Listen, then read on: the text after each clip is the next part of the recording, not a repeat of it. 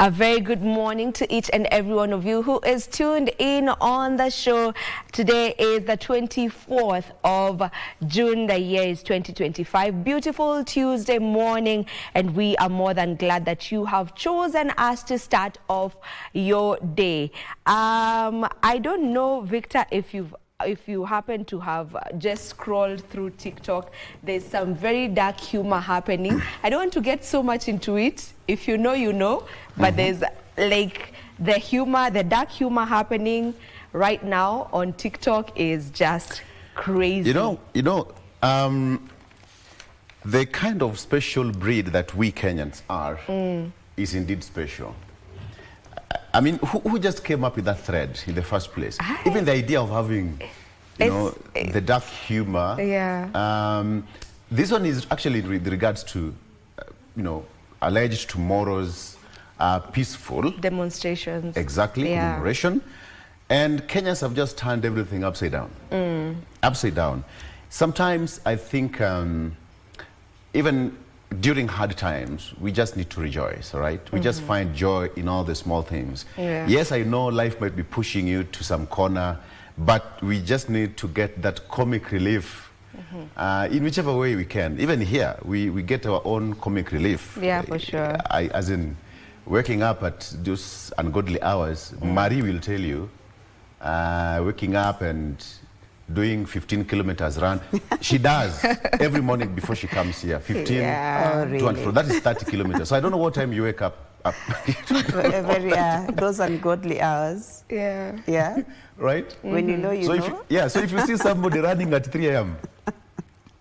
It's a relief for them as well. It's a way of them just... It's Marie running. Yeah, getting some relief and all that. But yeah, sometimes you need to get humor in things which are serious, really, so that nothing is ever that too serious, by the way. Life is never that serious. It is never that serious. Yeah, it's never that serious. Yeah. So sometimes it's just good to have fun.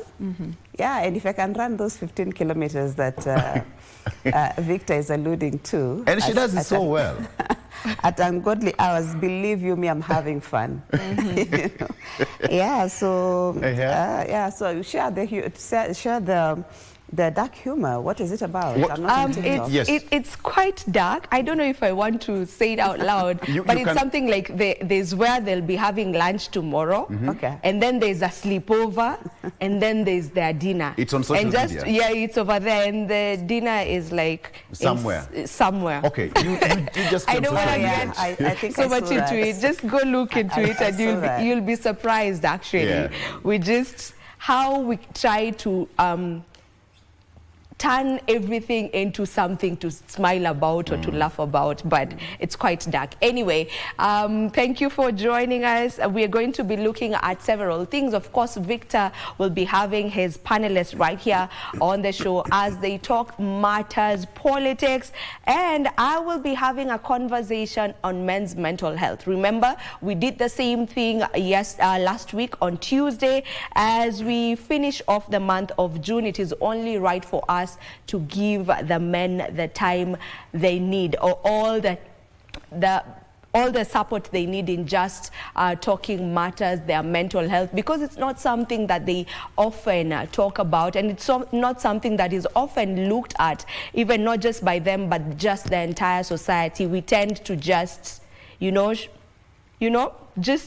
not get so much into it. And today we'll be looking at beyond manning up.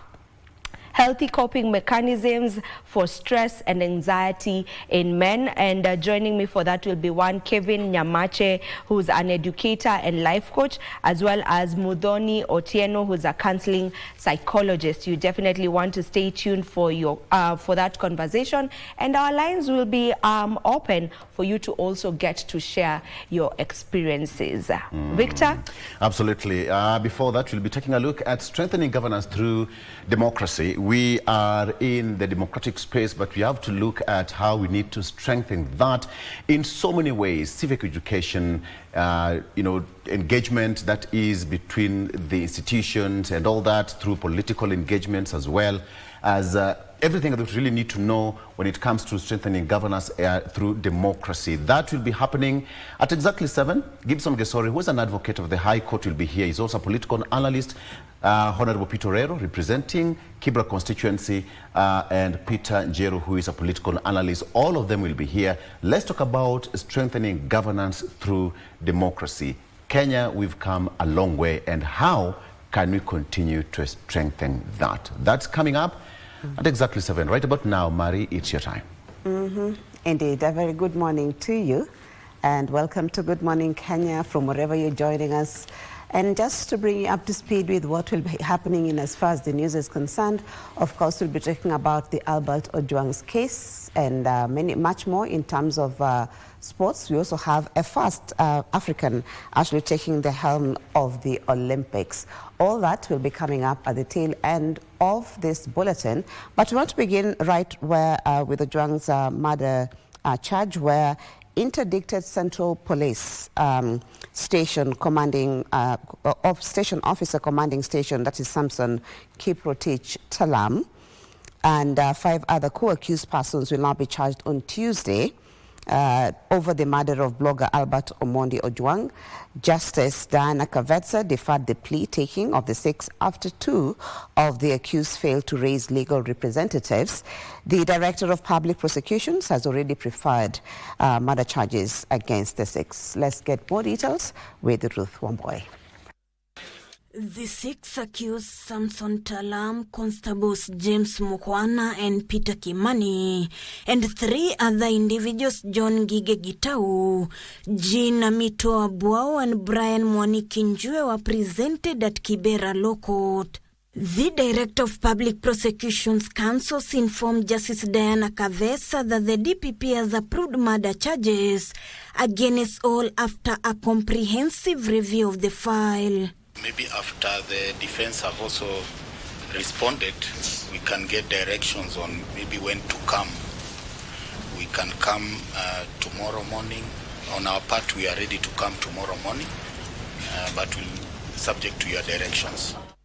However, during quorum taking by the judge, she noticed that 2 of the accused, John Ngige Gitau and Amito Abuao, did not have legal representation. Kavesa directed the Deputy Registrar Criminal Division to ensure the 2 have a state counsel by Tuesday before she admits all the accused for plea taking. Lawyers for the 4 accused, however, faulted the DPP for ambushing them with charges without informing them, terming the move ill-motivated. I left this court at around 11.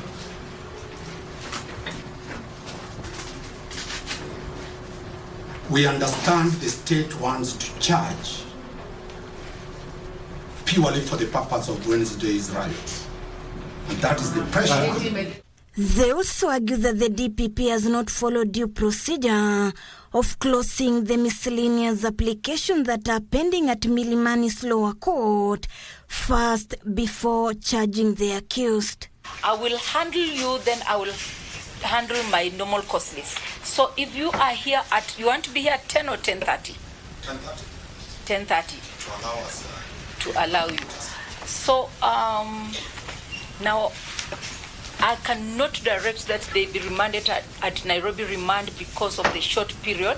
Let them go back to the relevant police stations from where they have come. They did not inform the lawyers. They did not inform us at all. It is somebody who saw them putting the OCS into the car who informed us and told me, Mr. Mbeta, yes, are you aware that your client is going for plea? I called Mr. Omari. Mr. Omari also had just gotten information and he was in court. So we rushed here. Ruth Wamboy for Good Morning Kenya. Now, a report released by a lobby group calling itself Missing Voices Coalition claimed there have been 159 cases of extrajudicial killings and enforced disappearances since June 2024. The group further alleges that out of the 104 cases were incidents of police-related killings. Speaking at a forum in the city, the lobbyists want the justice system to speed up cases they claim have stalled in the courts for long. Speaking during this year's commemoration to mark the Day of Justice in remembrance of the murder of lawyer Willie Kimani in 2017, former Chief Justice David Maraga called on the legal institutions to collaborate and fast-track justice of criminal offences. Consider the mother who waits years for answers about her disappeared son, or while seeking justice for her husband's unlawful killing. We must be bold in advocating for fast-tracking of these cases of police abuse. Strengthening collaboration among the judiciary, the office of the ODPP, the police, the civil society, and the public at large is crucial for achieving meaningful reform. Maraga took a swipe at the police for what he claimed to be the use of excessive force in dealing with Kenyans. The 2024 Missing Voices report lays bare the scale of this crisis. 159 documented cases of extrajudicial killings and enforced disappearances in a single year. We only receive 25% from police. The rest is from public media, from families, from other people who are going to notify power. So we are trying to encourage and force the police to always report all deaths in the custody. Speaking at the forum, said delayed justice was not only denying the family closure, but also exposes witnesses to danger. Families go through psychological trauma with a lot of court adjournments. We also face loss of evidence because of the delays. You find that if a case takes 7 years, maybe some key witnesses die along the way. The first witness to be heard should be the protected witness, and that case should be heard on a day-to-day basis. That means then you're not delaying the case in terms of being heard. If we actually were alive and implemented that rule in court, most of the cases we are speaking to today would not even take 2 years to complete. The judiciary on its part decrying inadequate workforce and courts, calling on the legislators to allocate more funds to the institution. It's upon Parliament to resource public institutions and give them adequate funding, because the judiciary submits its budget like every other agency.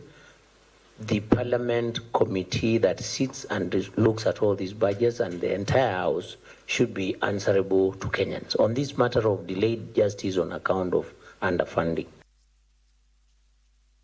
Still on matters justice, that is, Central Regional Commander Samuel Danye has assured the family of Boniface Kariuki that justice for their son will be served.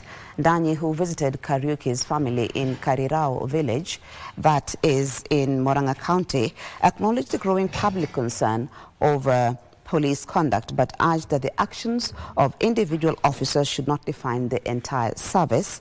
This as the family pleads for help to settle mounting hospital bills as Kariuki fights for his life at the Kenyatta National Hospital.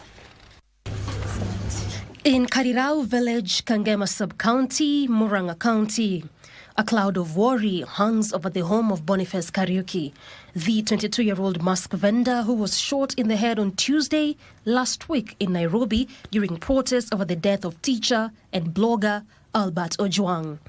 Central Regional Commander Samuel Ndanyi, accompanied by other senior police officers, visited Kariuki's family and promised accountability and justice. 2 police officers have already been arraigned in court.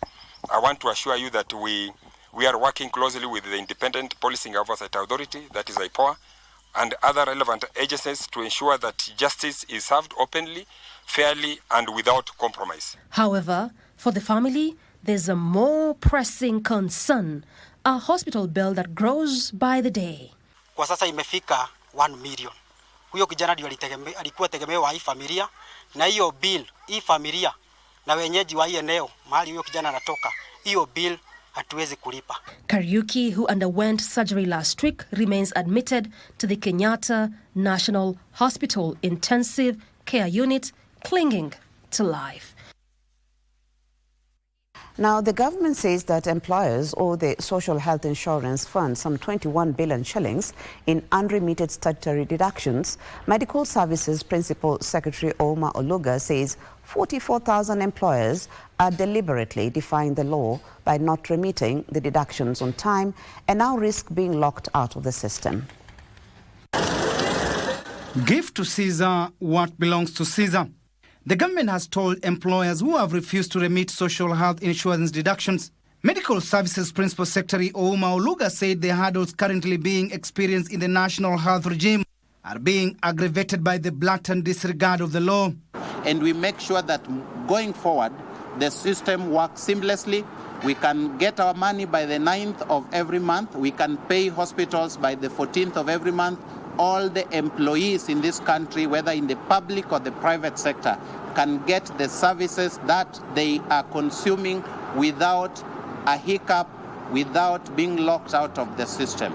The ministry is currently pushing to recover 21 billion shillings owed by 44,000 employers. It is very important that we work very closely with the employers so that we recover these 21 billion shillings so that we can also reimburse hospitals. Nairobi alone, that we are going to begin the exercise, we have 4.7 billion shillings in Nairobi alone.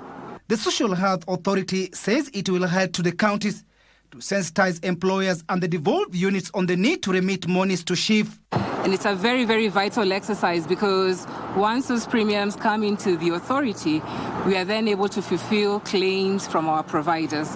And so starting today for the next 6 weeks across the country, we will be coming door to door to each employer to ensure that you're compliant with your remittances to the Social Health Authority. Meanwhile, the Minister of Health is pushing for the enactment of the Quality of Healthcare Patient and Safety Bill to ensure the safety of patients in hospitals. The government hopes to stem misdiagnosis and erroneous prescription, which currently stands at 31%. What that means is that our machines must give the correct care to the patients. What correct care means that if you're going for an X-ray, the rays should not be more than what it is supposed to be. We are supposed to be doing the correct CT scans so that we do not subject patients to repeat CT scans and waste cost. So women in biomedical engineering are really not enabled when it comes to medical device repair workshops. They are really in very bad shape, and I believe that our very supportive PS will be able to help us to come up with standards that are able to help us, develop and equip our medical device repair workshops. Now, the High Court of Kenya has dismissed petition filed by 4 doctors challenging the implementation of the Social Health Insurance Fund.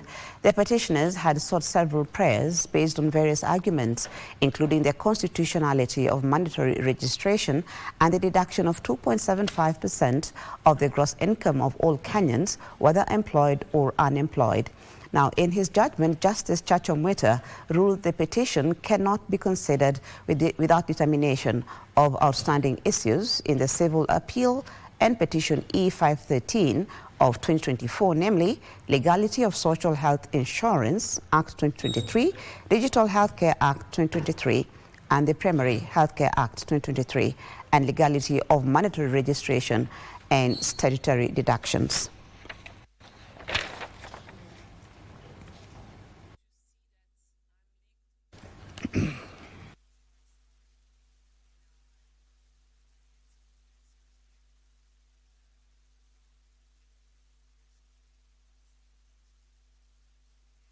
Ruto is calling on Kenyans living in diaspora to be good ambassadors of Kenya to attract investment opportunities in tourism and trade.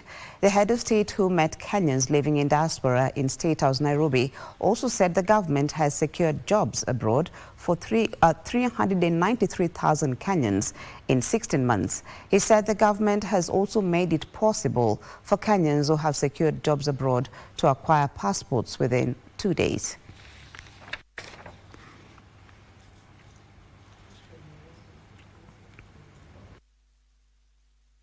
If you have a letter of employment, within 2 days, maximum 3 days, you have your passport. We have also brought all the other services, the DCI, fingerprints, everything to one house. We have also provided money. For those who do not have money to buy a ticket or to buy something or to do what, we're also providing support for them. Petitioners in the case against Independent Electoral and Boundaries Commissioners, that is, led by Senior Counsel Paul Mwite, have accused the National Assembly of acting in contempt of court. The three-judge bench of the High Court, led by Lady Justice Roslyn Aburile, was on Monday told that the gazettement of the commissioners, including their chair nominee, was done despite existing conservatory orders barring the process from proceeding. Advertisement. Petitioner's lawyer Paul Mwite told the High Court that the National Assembly's move to vet and approve the nominees amounted to a direct defiance of the court's authority, urging the judges to annul the Gazette notice appointing the chair and the commissioners of the Independent Electoral and Boundaries Commission in its entirety. This honorable court is entitled first to declare this Gazette notice a complete nullity, because anything done in violation of court orders is a nullity. The court was told that anyone found in contempt of court should be denied audience until the contempt is purged. You are entitled to impose a fine on the contemnors, including the president. It is our position that the selection and nomination was conducted in an opaque manner, failing in that regard to adhere to the constitutional principles and or national values of transparency and accountability. However, in a rejoinder, the IEBC said failure to enjoin the selection panel in the petition by the petitioners renders the case null and void, as their decision is the one being challenged in the court. Before I go into the facts, is that even as the court retires to make determinations regarding this petition, we had raised this issue at the preliminary stage. There was opportunity to amend this petition to join the select panel or the selection panel. That was not done.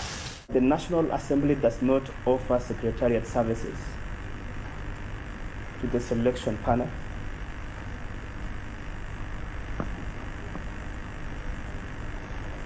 He has correctly pointed to the first schedule to the IEBC Act. And Your Lordship, you will note when you retire that it is the Parliamentary Service Commission, which is not a party to these proceedings, which offers secretariat services. The court was also urged to dismiss the contempt claims as procedurally defective. And now to the Iran-Israel conflict, where Iran is urging Kenya to join its global partners in piling pressure on Israel to halt the ongoing bombardment of its territory. Iranian ambassador to Kenya, Dr. Ali Golampur, is warning that the ongoing attacks on Iran are likely to affect the trade between Kenya and the Asian country. The ambassador says that while Kenyans living and working in Iran are currently safe, their long-term security is not guaranteed unless Israel halts its indiscriminate attacks.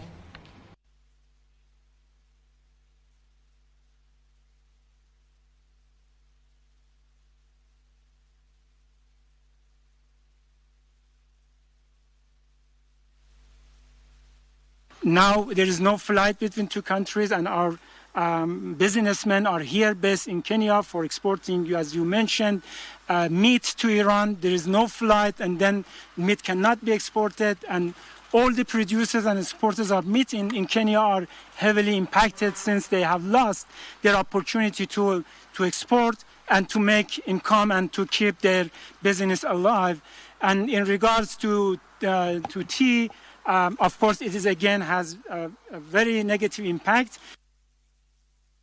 Indeed, a look at counties where Interior Principal Secretary Dr. Raymond Omolo has called on religious institutions to take a more active role in mentoring young people through spiritual teachings to shape them into responsible members of society. Dr. Omolo emphasized the importance of nurturing the youth and providing them with spiritual direction to steer them away from criminal behavior that could jeopardize their future. This and more in our County News Roundup. Speaking during the centennial celebrations of Kendu Adventist Hospital in Karachuonyo constituency, Homa Bay County, Interior Principal Secretary Dr. Omolo noted that religious leaders have not done enough to influence the moral development of the youth. We must positively impact society. We must continue to bring our young ones closer to the Lord. We must continue to teach them the Adventist way of life, so that they are respectful, they are responsible, and they are people who can listen.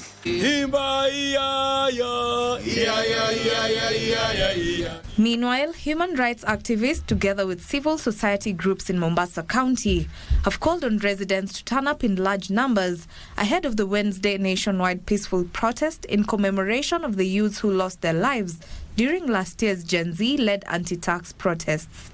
Mombasa tuko tayari, tumejitayarisha na familia ya wale waliopoteza maisha yao, wale walioumia pia watatokea, na mwenzangu amesema tutaanza na kanisani. Waliokufa Mombasa wakati wa Gen Z ni watu watatu, na status ya kesi yao mpaka sasa tumewauliza, wanasema iko kwa IPOA.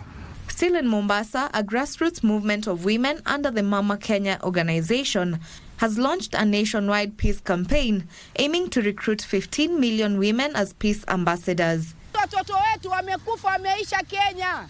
Kuna wale tumewaona tukazika, na kuna wale mpaka saa hii tunapozungumza hawajapatikana.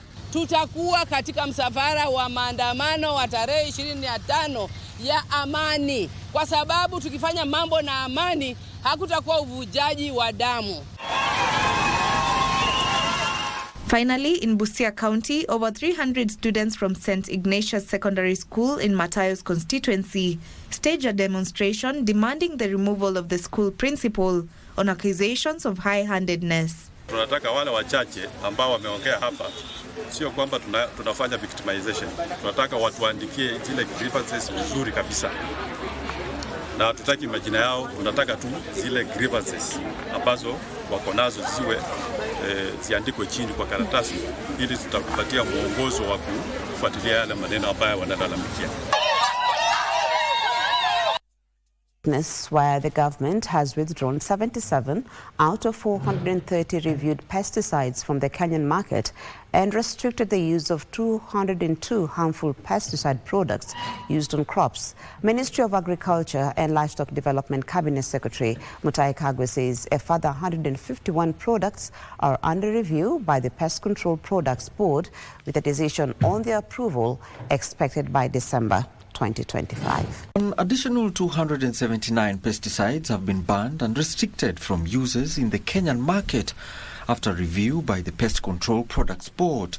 This brings the total of flagged chemicals to 329 after the regulator banned 50 pesticides last month. Agriculture Cabinet Secretary Mutahi Kagwe says the banned chemicals have active ingredients of 11 harmful compounds. The compounds are said to be harmful to humans and have been banned in the countries of origin, including Kenya's key export market destinations, including the European Union. A section of players in the agriculture value chain want a more detailed communique outlining the use of restricted pesticides. We would like consistency in terms of review processes and how they are communicated. For example, this thing about restriction versus withdrawing, it really should be clearly communicated what is what and how it's going to be implemented, especially the restriction. An additional 151 pesticides are under review as PCPB tightens pesticides regulation. in a bid to boost food safety. It's a bold and commendable move from the Ministry of Agriculture, but the implementation will make or break it. The 77 withdrawn products is a big step. It's something that the civil society, consumers, farmers, public health experts have always called for. Kagwe had promised to shed light on the way on harmful pesticides 2 weeks ago, after concerns of the safety of chemicals used in food production. Farmers are now seeking clarity on the issues that are arising from the statement that was released by the Ministry of Agriculture to seek exactly which products have been withdrawn and those that have been restricted as they visit their favorite agrovet. Thank you, Alan Aoko. And that story by Alan Aoko now takes us to sports, where Olympic history was written yesterday in a highly symbolic and emotional ceremony at Olympic House in Lausanne, Switzerland, to mark the handover of the presidency of the International Olympic Committee, IOC, from Thomas Bach to Christine Coventry. Bach, an Olympic champion in fencing for Germany at the Olympics Games Montreal 1976, has been leading the organization for 12 years and hands over to double Olympic champion Coventry of Zimbabwe, who becomes the first woman and the first African ever to hold the IOC's highest office. I hand over the keys of Olympic House to Mrs. Kirsty Coventry, the 10th President of the International Olympic Committee.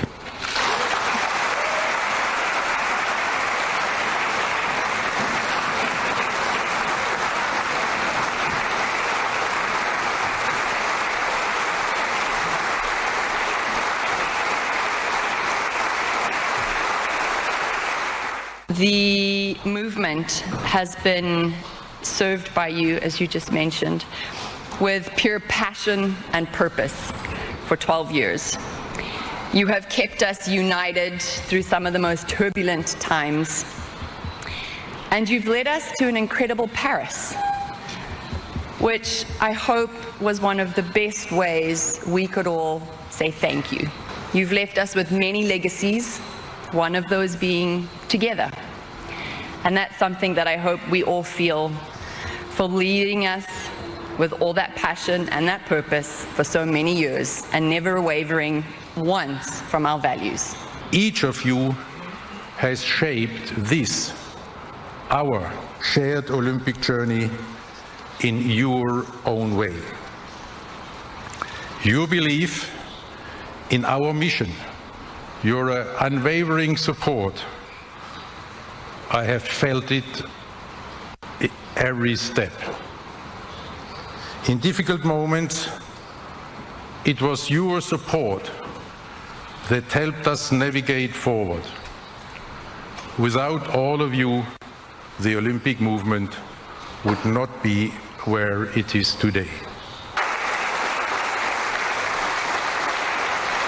Congratulations are in order for Kirsty Coventry, not Christy, so Kirsty Coventry, for representing not only women, but Africa in general. So on that note, we come to the end of the bulletin this morning. Thank you as always for your time and for your company. Remember, you can always catch more of these stories on our website and also on our social media platforms. My name is Maria, and I want to give room to my colleague, that is Victor Olo, to take you through the rest of Good Morning Kenya. Stay with us if you can.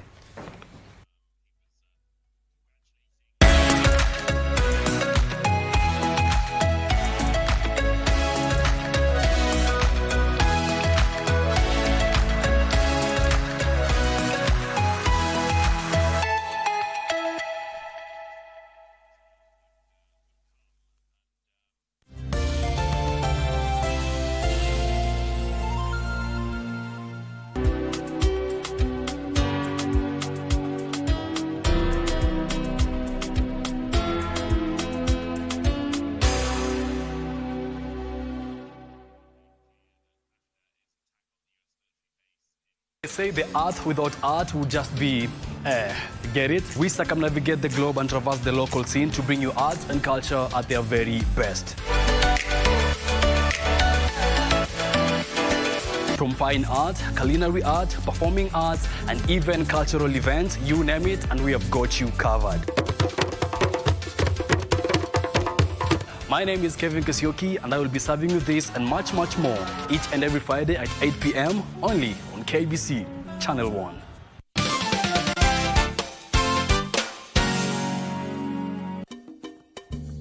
You know that woman in there, and whoever she works for, want you dead or alive?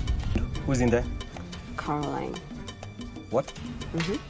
Caroline ule moja. Please, haki mnishutu. Msinitese. It's upon you to do your work so that you can redeem yourself. Sawa? Me, redeem myself. Those files and hard disk contain all transactions between Mzee and powerful politicians. Why are you coming to see your daughter looking like that? And who are you supposed to be? Can you leave before I call the police?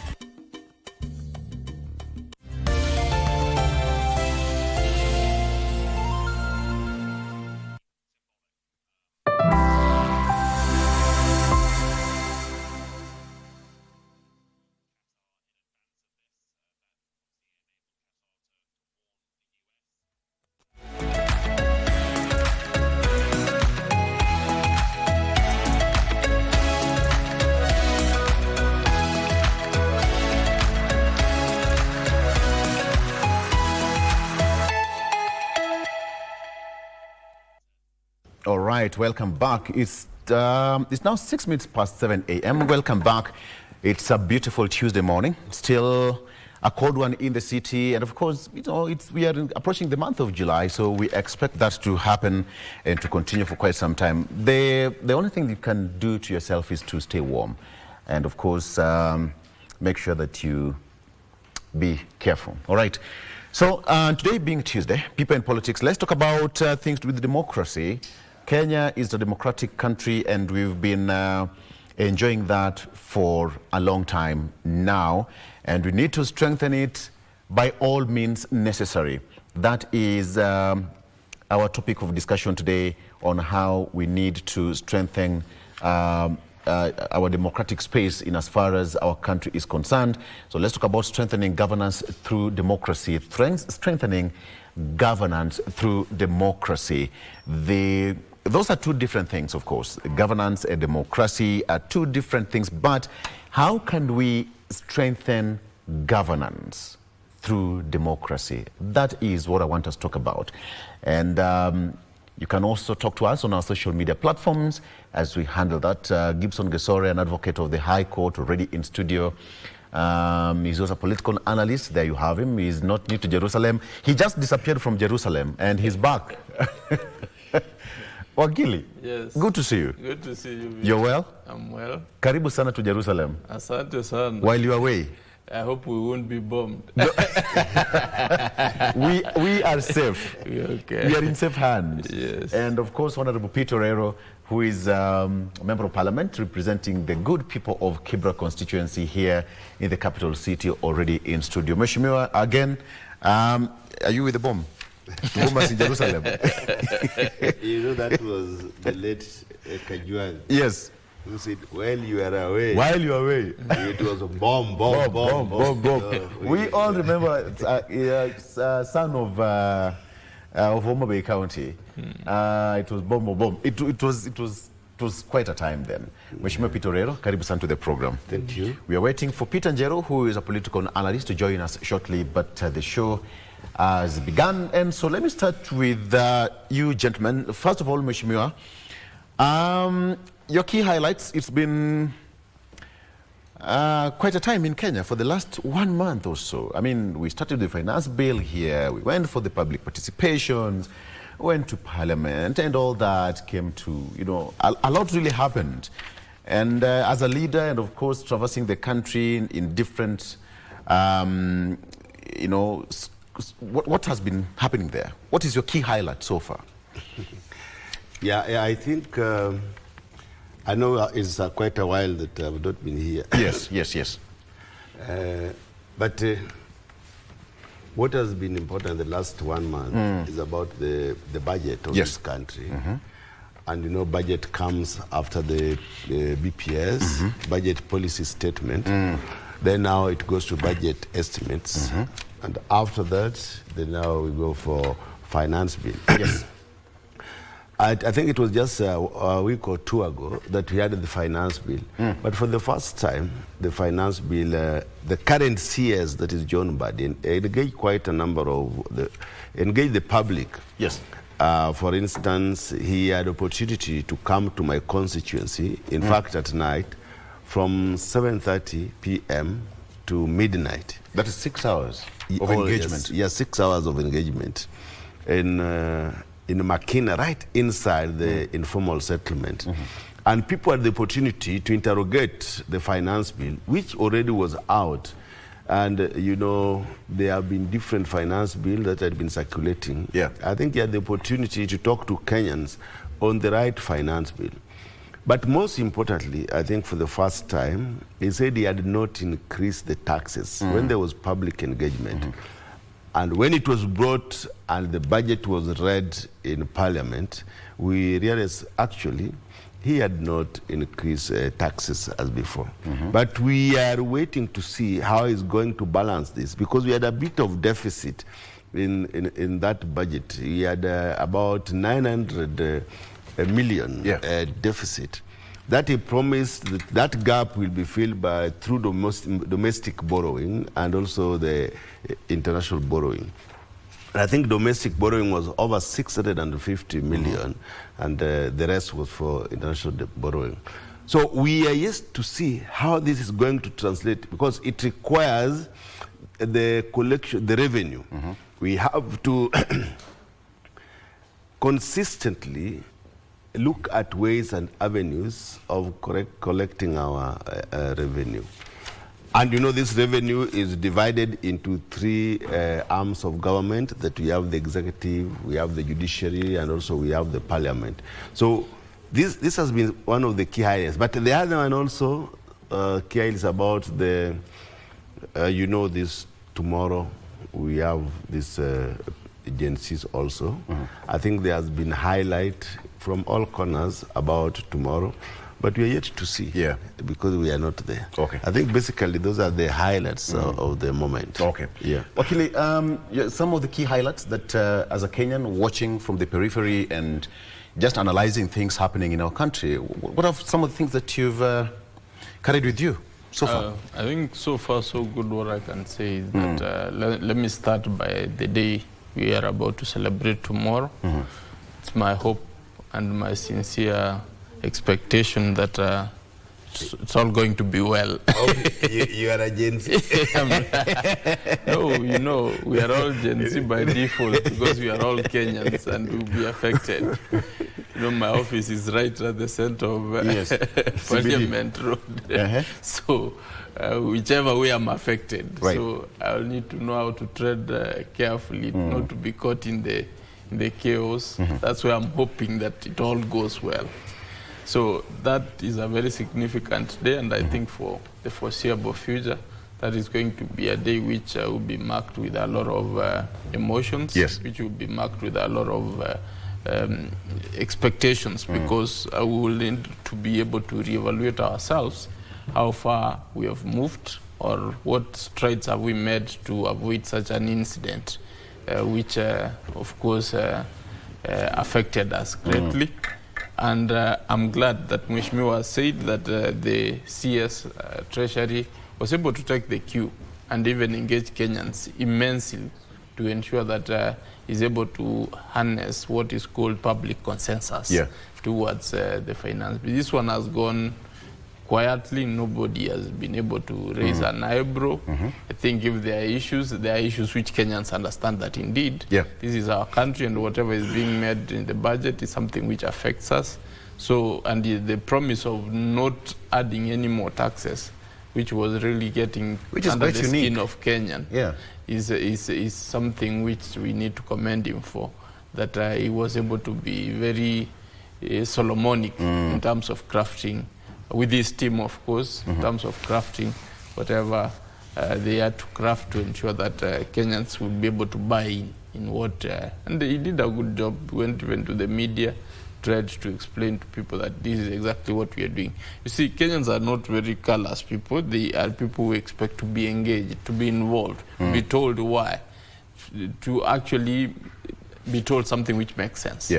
that I think went well. So other than that, I've also seen the other dark side of the young girl who was, I think we are lucky that the charges were dropped recently in court for making a website which was to be used in public participation.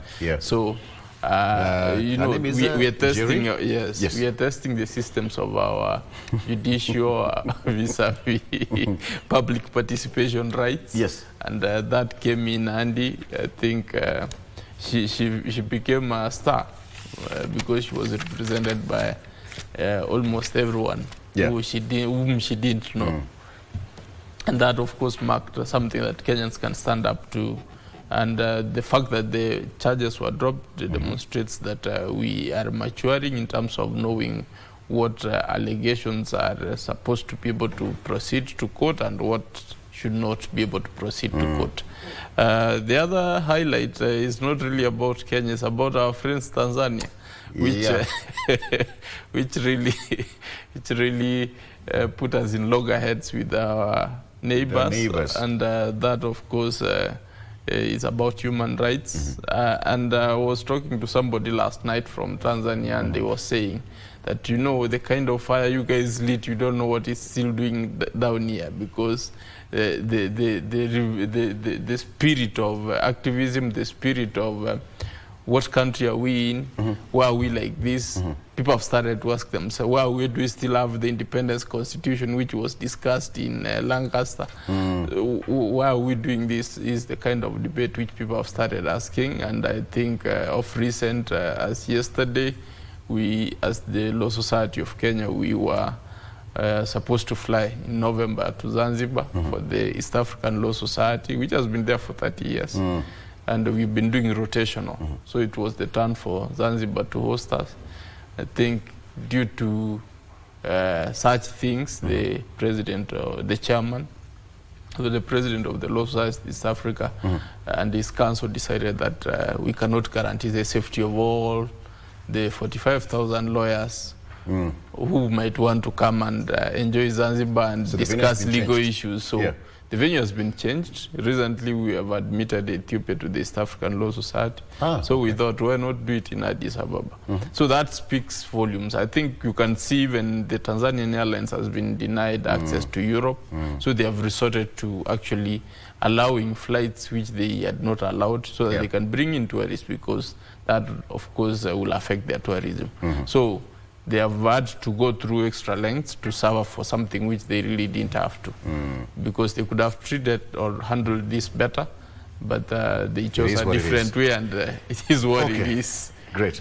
And of course, a lot has happened when it comes to police brutality. IPOA, this time around, IPOA is being thrown to the dark corner to exercise its muscles and see how far they can go with the investigation. Then I think his Akasan is now feeling the real weight of being in that seat. He's feeling the heat. Most recently, I think we didn't know what those cases. I've ever dealt with IPOA, and I had the feeling that they are still police. They're still police, and now that turning the court and saying we are an independent and oversight body was where the challenge was. But now they will be forced to do that. All right, so let's come back to this one. Gentlemen, the democratic space that we are enjoying as a nation, we all know how far and how hard it was, it came about. The repeal of Section 2A, this and that, multi-party democracy and all that, the people who fought for it,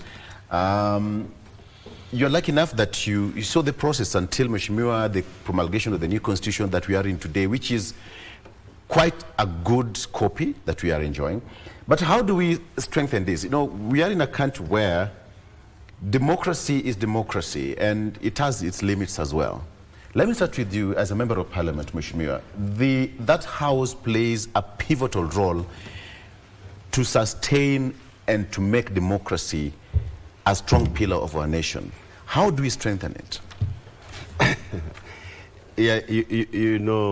Victor, democracy, when people talk about democracy, it takes different angles. And normally democracy should be by the people, and it must be for the people. You must engage public participation.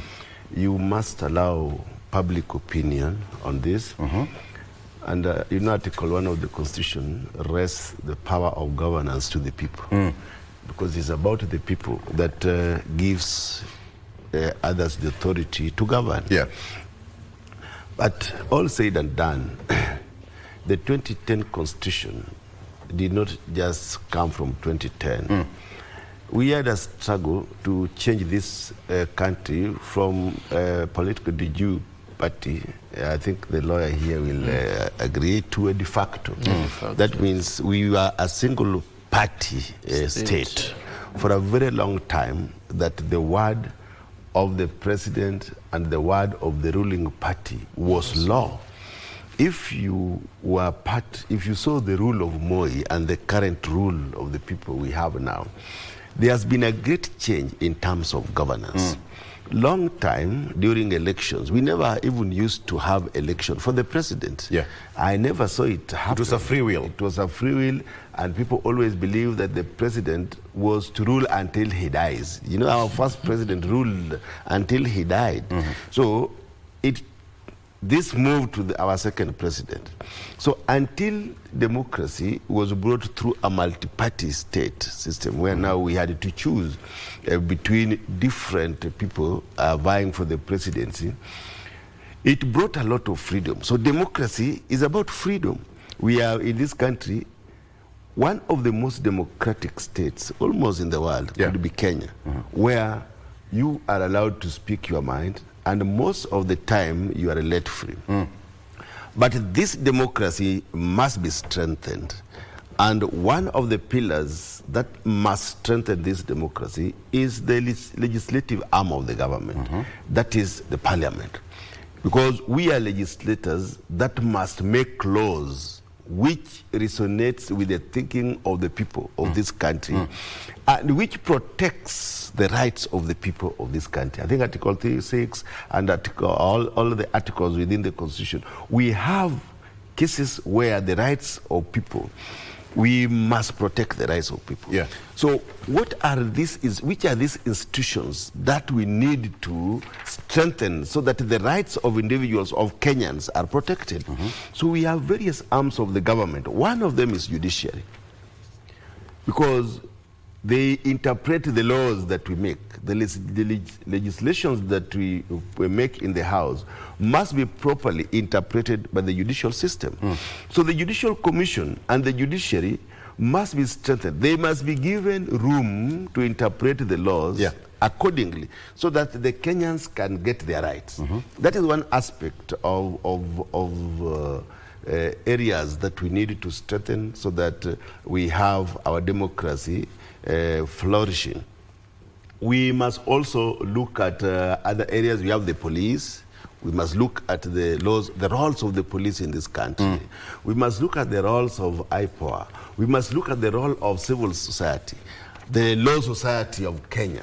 Because some of these agencies, if they do not come out, I am not leaving the religious sector. Absolutely. Which, of course, must speak about the ills of the society.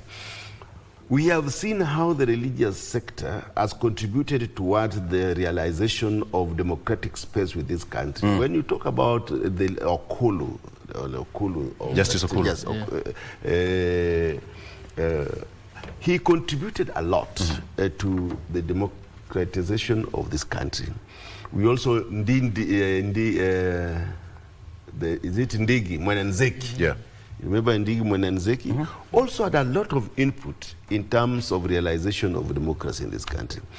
The current religious leaders must come up and also speak their mind and bring sanity in this country. If we don't strengthen the religious group, then we will be at a loss. The Law Society of Kenya, the LSK, those days of Paul Muite, those days of where we used to know that the Law Society of Kenya must always talk about the rights of individuals in this country. The current lady is doing well. It's called Faith Odhiambo. She's trying.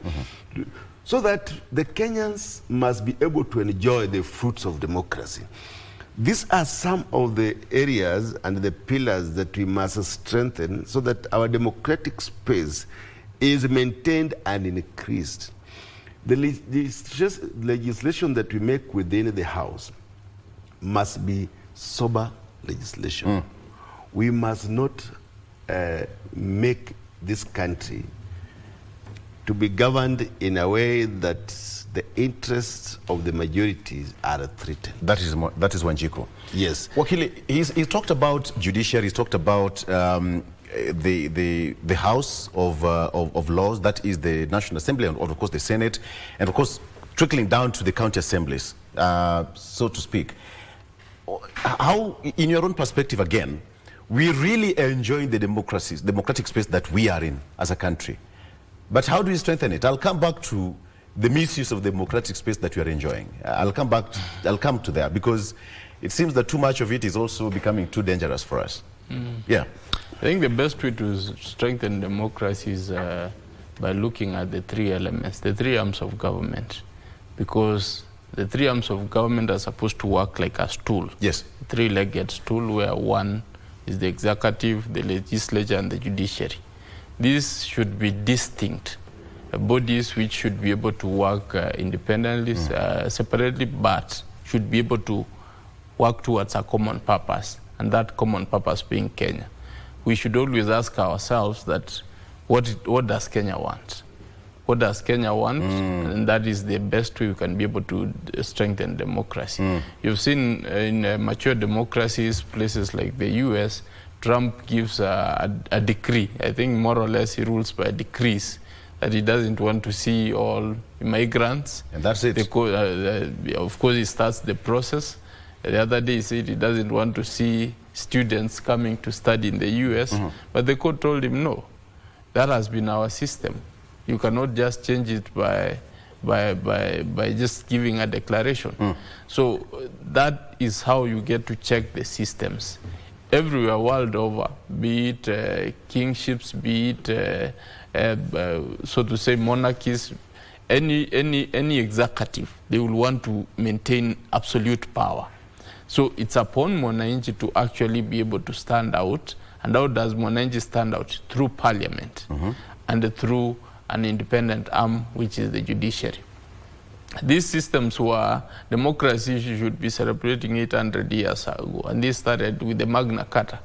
The kingship back in the day in Europe, in the continental Europe, that is, all of the countries actually had some sort of monarchy system going on. France decided to kill their own in 1668 because they thought it was being overbearing. And they did it in a very merciless way. And then they gave the power to themselves. Yeah. The same thing happened in England, whereby they went and arrested the king in the evening by the shores of River Thames. They got him out of the palace and took him by the river. Told him, you see, this is it. It's either we are the majority, you guys are the few guys.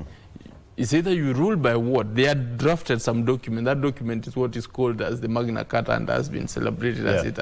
So the king was forced. It's either you rule by this or we do away with you. So he had a choice to make by the river in the evening. So that decision was let the people decide. That's where people go for elections. That's why whatever the people say, especially in Europe, if you see especially in UK, if you see the people are annoyed, the government normally comes in and changes tack. Okay. But how is our democratic space? Our democratic space is also drawn from the same. That when the people are annoyed, you see, like the case of Albert Ojwang, we had to see something being done. We had to see, and that has happened from the time of Jesus. When Barabbas was supposed to be hanged, but then people said we want Jesus through machinations, of course. So we need to be very careful and ensure that whatever decisions we make or whatever decisions the executive makes are in tandem with the will of the people. Okay. I want to take a break, but Mheshimiwa, in 20 seconds, how is our democratic space as a country? I won't complain about democracy. Our democratic space, it is wide enough, to use the simplest term. The Kenyans, when you compare Kenya with our neighbors, any country about around us, whether it is Tanzania, Uganda, Rwanda, Burundi, name it. We cannot compare. We are at a better place. We are at a better place, but we are not saying it is the best. We are at a better place, but it can be even much better. But I can say that the way we exercise our democratic rights is not comparable to any other country around us. But we need to still strengthen that democracy. Okay, very good. Let's take a break. On that note, we need to strengthen it. It's exactly 7:30. Let's take a break, and we come back. We still want to continue that. But of course, too much of it can also be dangerous, and there are some limits to it. I'm saying this with reference to what we've been experiencing in the country, and of course, what is about to happen tomorrow. That democratic space that we are enjoying, we need to exercise some caution about it. Let's talk about that when we come back after this break. Stay with us.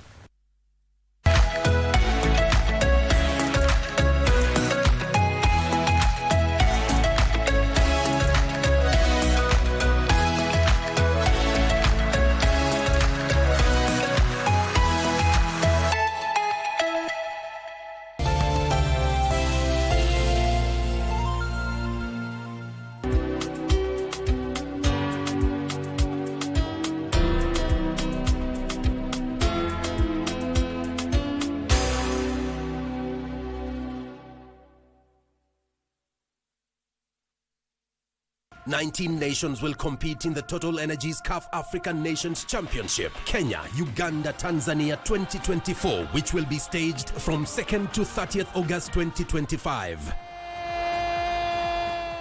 Amongst the 4 groups in the tournament A to D, Kenya is pooled in Group A, together with Morocco, Angola, DR Congo, and Zambia. Algeria from the set piece, the header is on target, but it's... This unique competition featuring the best locally based players from across the continent definitely has something for everyone.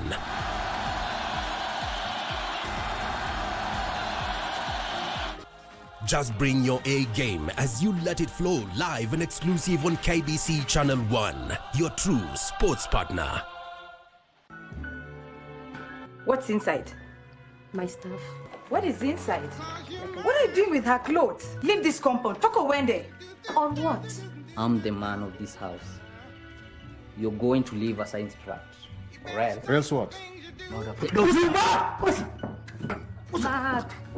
Mbona uko umenidharau hivi? What? I don't. Ama ni jusiezi pata watoto? Yes, amedhihirisha wazi. Yeye ni ndume katika hii boma. There's something wrong. Whatever is wrong with her, I don't care. She won't step in this house again. I'm not working with Gloria, and please don't drag my name into her messes.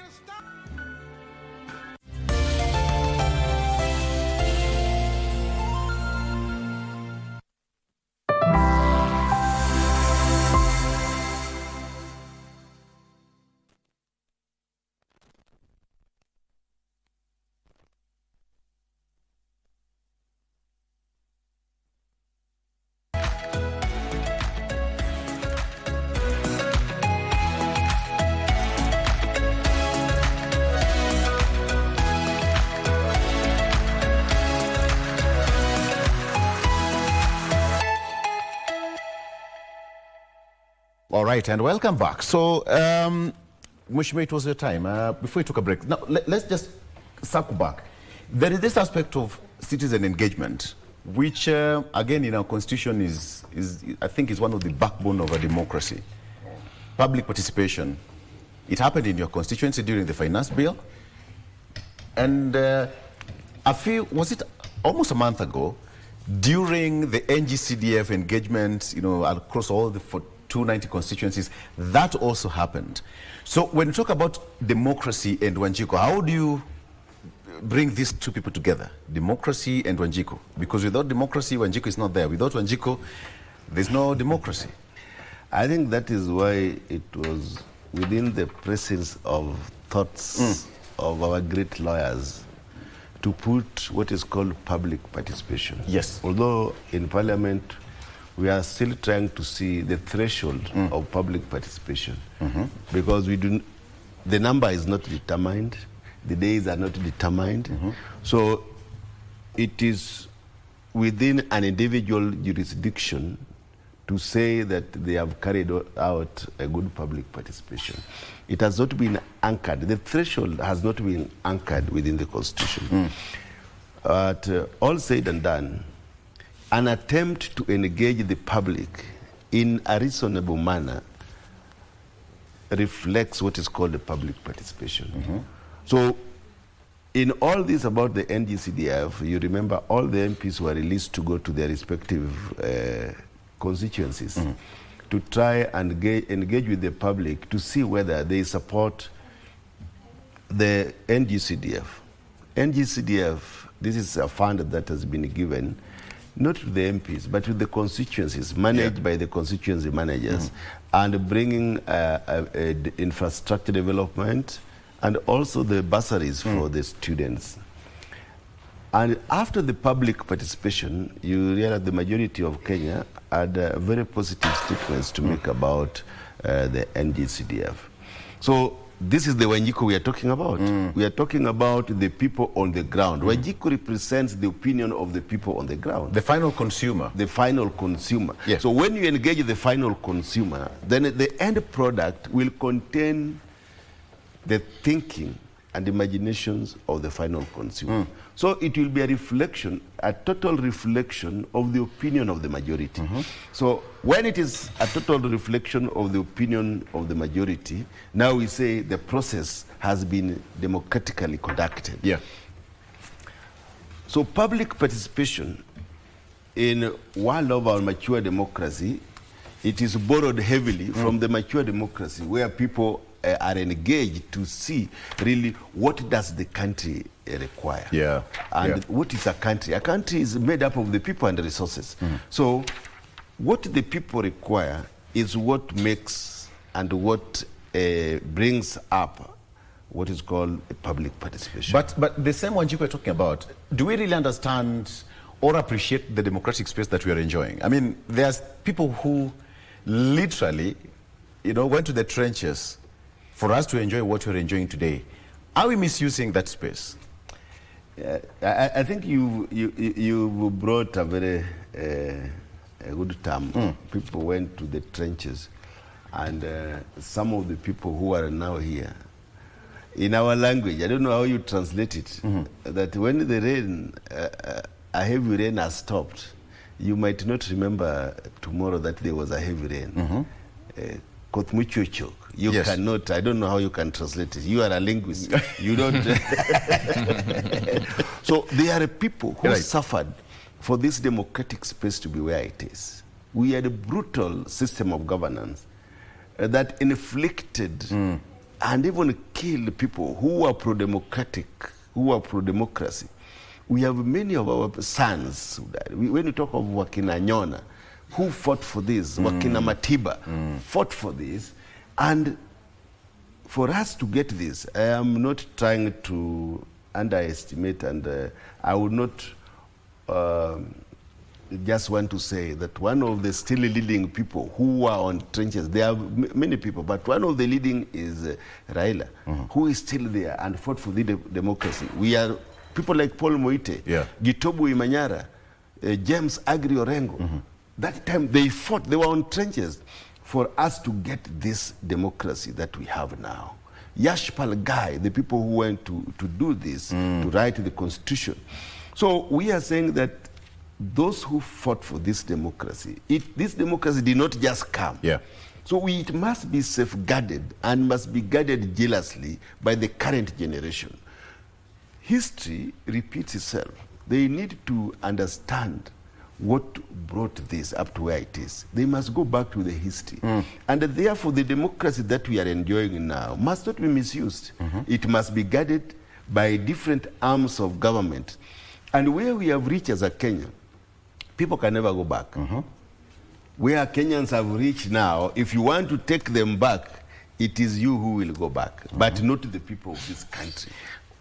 I'll come. There is this question of, Mheshimiwa, when you talk about the people who fought for it, but there is a sense of the old or the people who fought for the democracy to teach the younger generation what it's all meant and why it should be kept intact in some safe haven somewhere. But Wakili, you've listened to what Mheshimiwa has said. The democratic space we are enjoying, and based on almost everything that is happening in the country right now, are we misusing it? Because I think LSK is overworking, because it seems a lot is happening again, throwing LSK to do a lot of work. If you know what I'm saying. Yes, I get what you are saying. From my perspective, I wouldn't say that we are misusing the democratic space. Democratic space, the fact that there's any space, the space has to be utilized. So whichever way it's utilized is still utilization. You see, society evolves.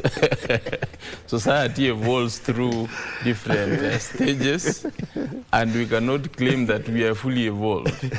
So even the Americans are also not fully evolved. Just like in politics, it's publicity, whether negative, it is still publicity. So whichever you use it, so there is no misusing. The thing is that we need to be able to agree on things which we can be able to coalesce around, and the things which are still, which are really beneath us, we need to disown and castigate as a people. That is how democracy can be able to be safeguarded. But if we go by what I don't feel comfortable with, I should be able to deal with Victor, then that is anarchy. That is anarchy, and that cannot be democracy from where I stand. We have challenges in accommodating our opinions of others, and that is what we need to work on. And once we're able to work on that, then we can be able to sanitize this particular space which we are calling democracy, and be able to agree on basic minimums. And the agreement of basic minimums is always having consensus on how we want to move to the next level. If we can, as a people, there are challenges in terms of harnessing the fruits of the Constitution. And some people might feel that when people are exercising their constitutional right, then that becomes an excess. So if we are not being very careful and watching out on some of the things which are being condemned by some quarters, we might end up eating into the gains which were built by the Constitution. And that is very deliberate. I say that deliberately so that we are awake, because the aspects of democracy is something which has got to be cultivated every day. The tree of democracy has to be watered every day. That day you fail to water it, it will lose some leaves. And once it loses some leaves, it will lose its outlook. It will lose its branches sooner. The tree will be drying up no sooner than we realize. So the very aspect of that is that we need to be able to water the tree every day. And those leaves which we feel or branches which are excess, we need to prune them. You don't prune by cutting down the tree. You prune by removing the systematically. Systematically. How do you do this? This is where Mheshimiwa comes in, by making sure that you pass legislations which are sound, which are woke, which are of course anticipating, giving hope that our space is not being impeded on. So if we can be able to have a system whereby we can be able to be futuristic in terms of understanding what are the current generations expecting. We are in the space of AI. We are in the space of ChatGPT, which is moving very fast. And some of the people are already being left behind. So our constitution well enables all those things to exist in one space.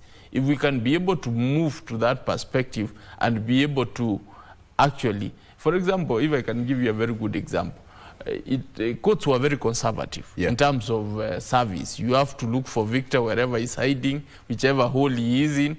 When he knows that you are going to court, he actually disappears. But now with technology, the courts have been able to be open to aspects of just seeing the politics on WhatsApp, and that's enough. They say that Victor has been served.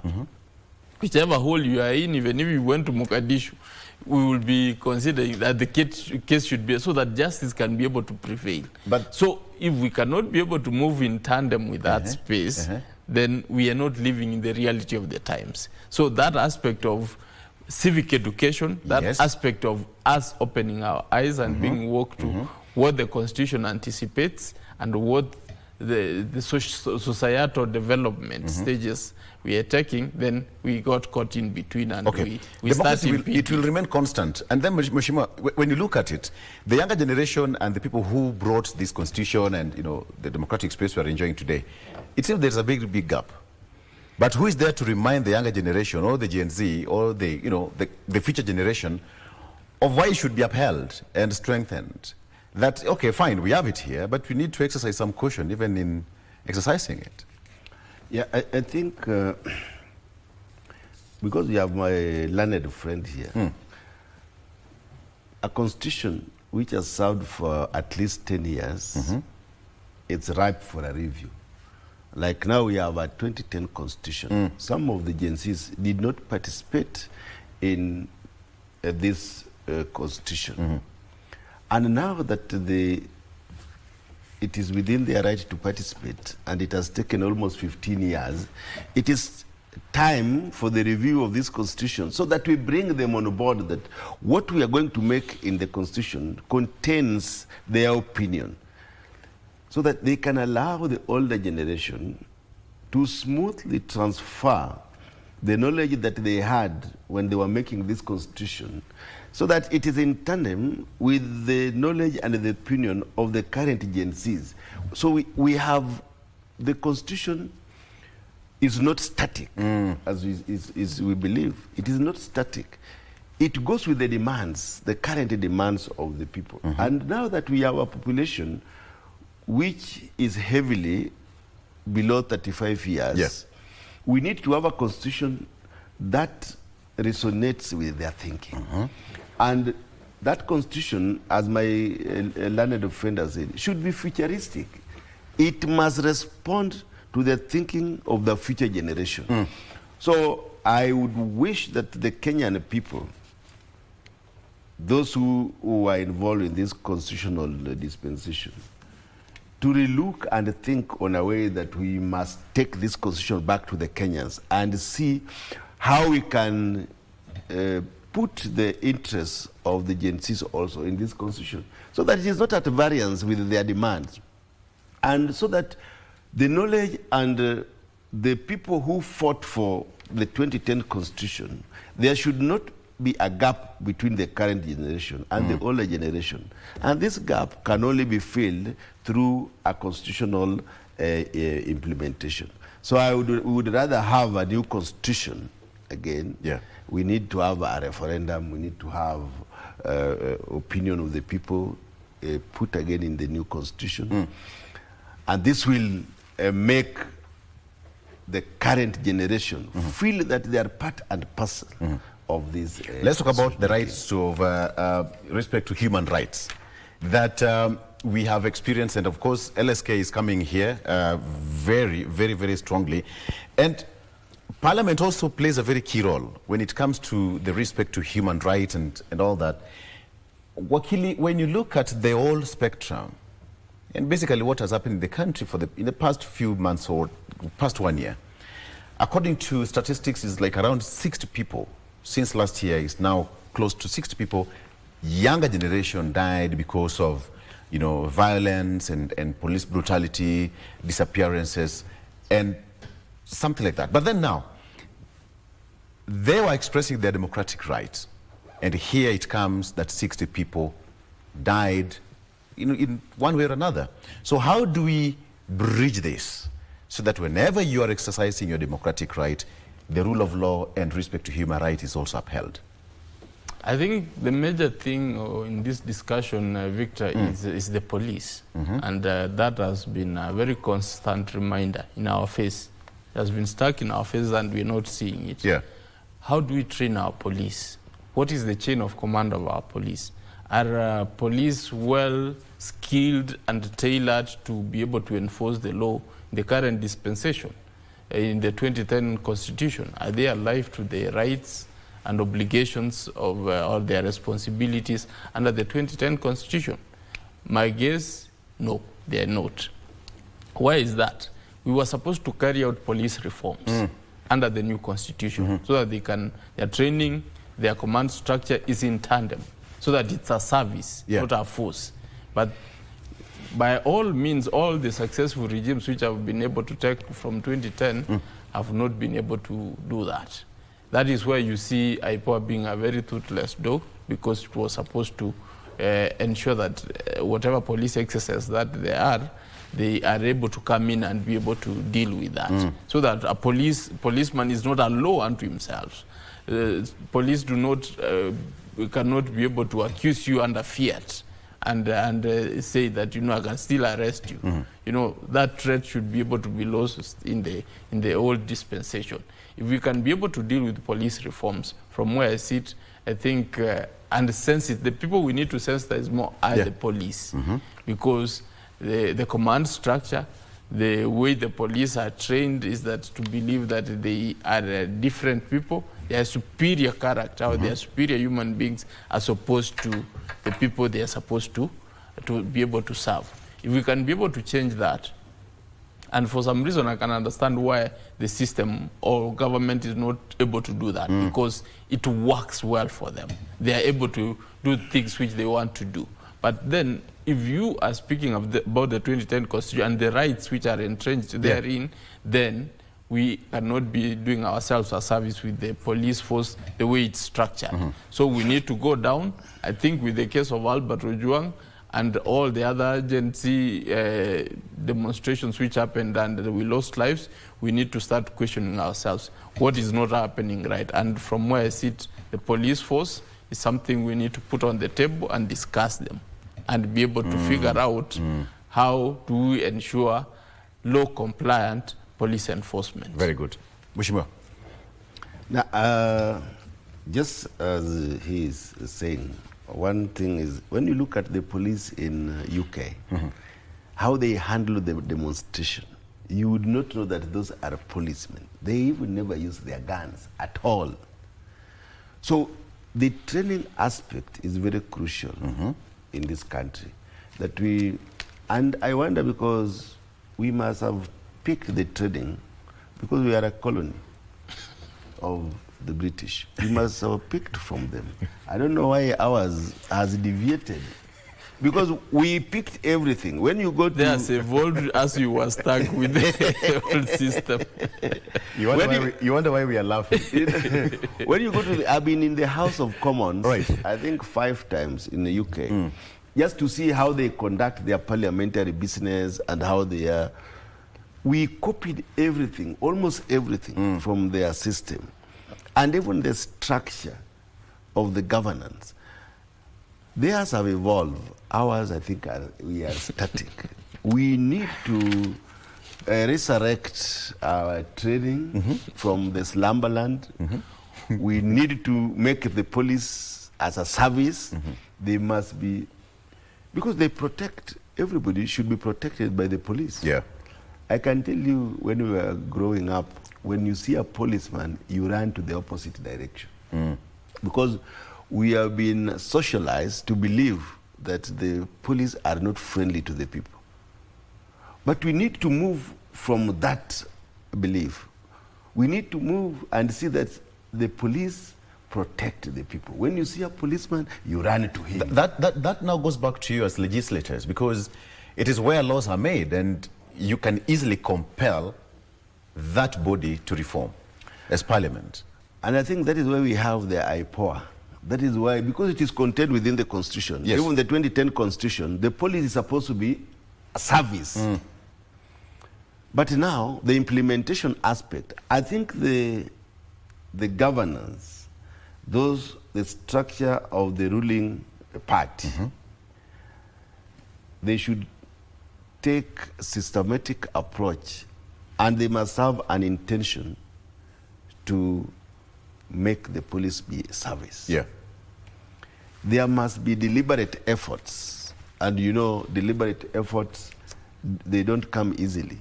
So as a Kenyan people, we need to make deliberate effort to make the police serve the people. Okay. Of course, that is with regards to what is about to happen tomorrow, June 25th. Mheshimiwa, it was a very big scare. As a member of parliament, I don't know where you were on that day. You know, I always... We can pull your leg a bit. you know, I always at the restaurant. I always tell my colleagues in parliament that as members of parliament from Nairobi, yes, we tell them as we are the scholars because we work from home. So it was a big scare for the borders. Yes. Oh yeah, I get it. Yeah, those who come from away from the city, because sometimes they might not find their roots.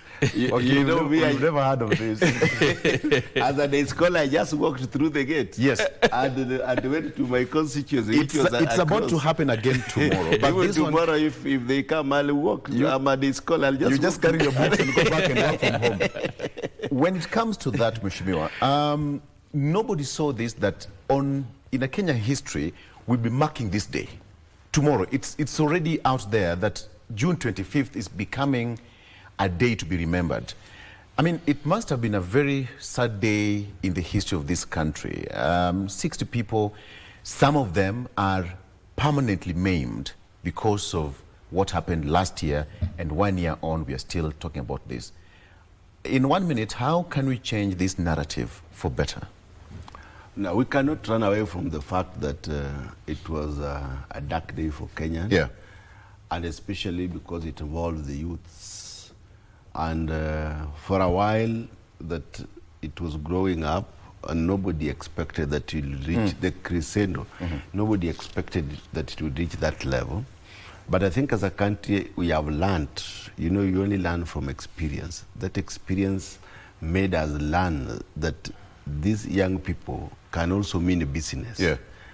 And we must respond to their demands. One of them, it was about the finance bill, the cost of living, the implementation. Those are some of the few things that they put. And this year, I think, the government responded by bringing in a good finance bill that did not raise taxes. But that not alone. We are people, it will be remembered because the young people, some were killed and some were maimed, the way you have said. And Kenyans must run away from this. We must treat this as a very, very sad thing. It is allowed that people can picket. Article 37, you are allowed to picket. And what we need to do, the police need to give protection. And also, if at all they will come for demonstration. I think it should be peaceful demonstration. The police must ban the midnight oil to see how they are going to contain those who are demonstrating. And I think they should be encouraged that they should be peaceful. Yeah. But the police also must be ready to deal with those who are not peaceful. They must have a system, they must have a structure that they can see that these ones are not peaceful, these ones are peaceful. Yeah. So they must have a two-pronged approach, a way that the Kenyans will be satisfied that they have carried out their work in a more professional way, so that we don't have casualties. I'll come back to you. Yes. On this segment, we have got a segment called How to Make Kenya Great. And I'll give you 1 minute to face your camera and talk to Kenyans. But that one coming back to you. Wakili, tomorrow, a dark day, a day that nobody ever expected that we'd be marking such a day in the history of this country. But here we are. Look at your, where's your camera? Yes, camera one. So this segment is called How to Make Kenya Great. You have 1 minute. Say to the camera, how do we make Kenya great? Starting now.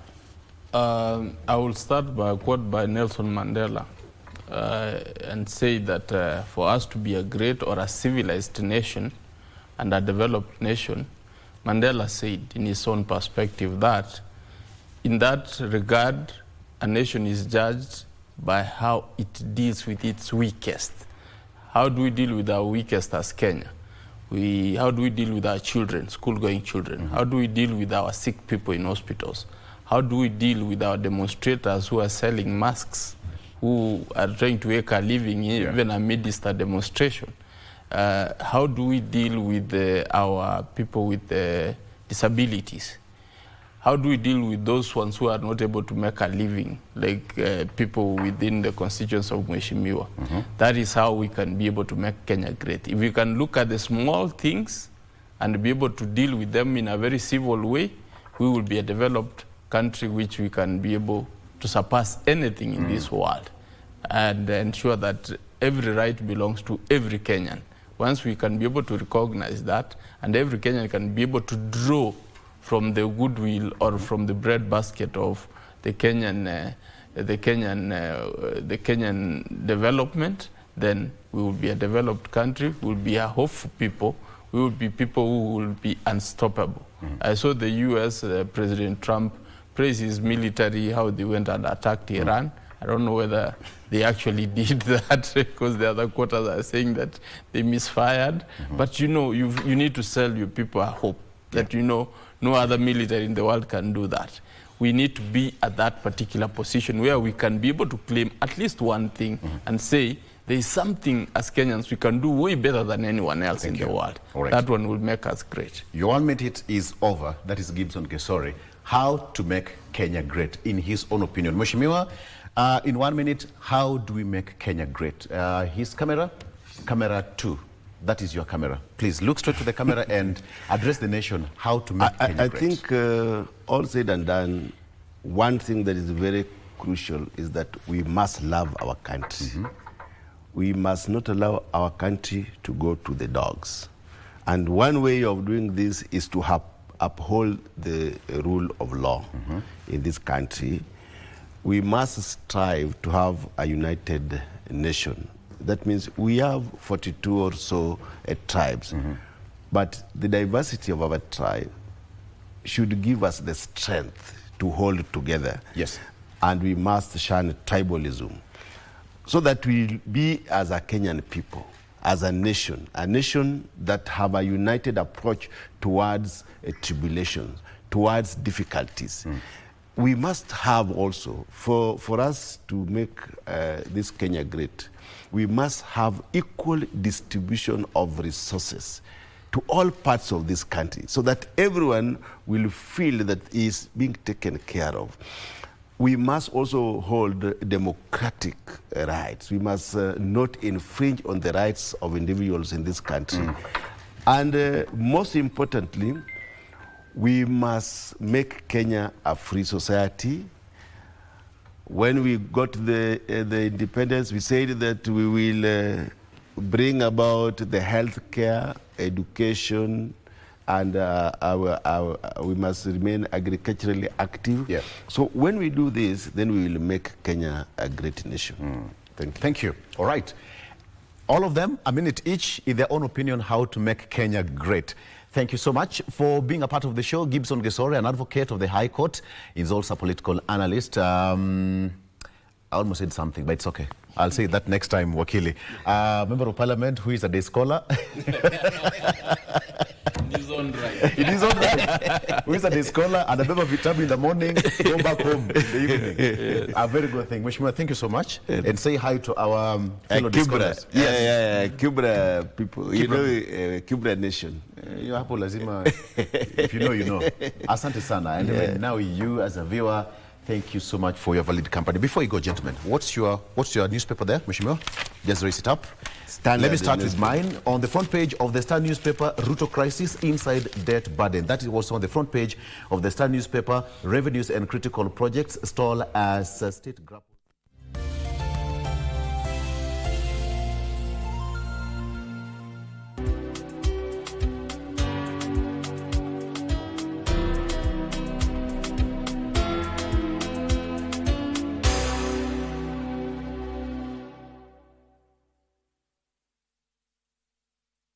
Looking to advertise on KBC? KBC announcement services are now available on eCitizen.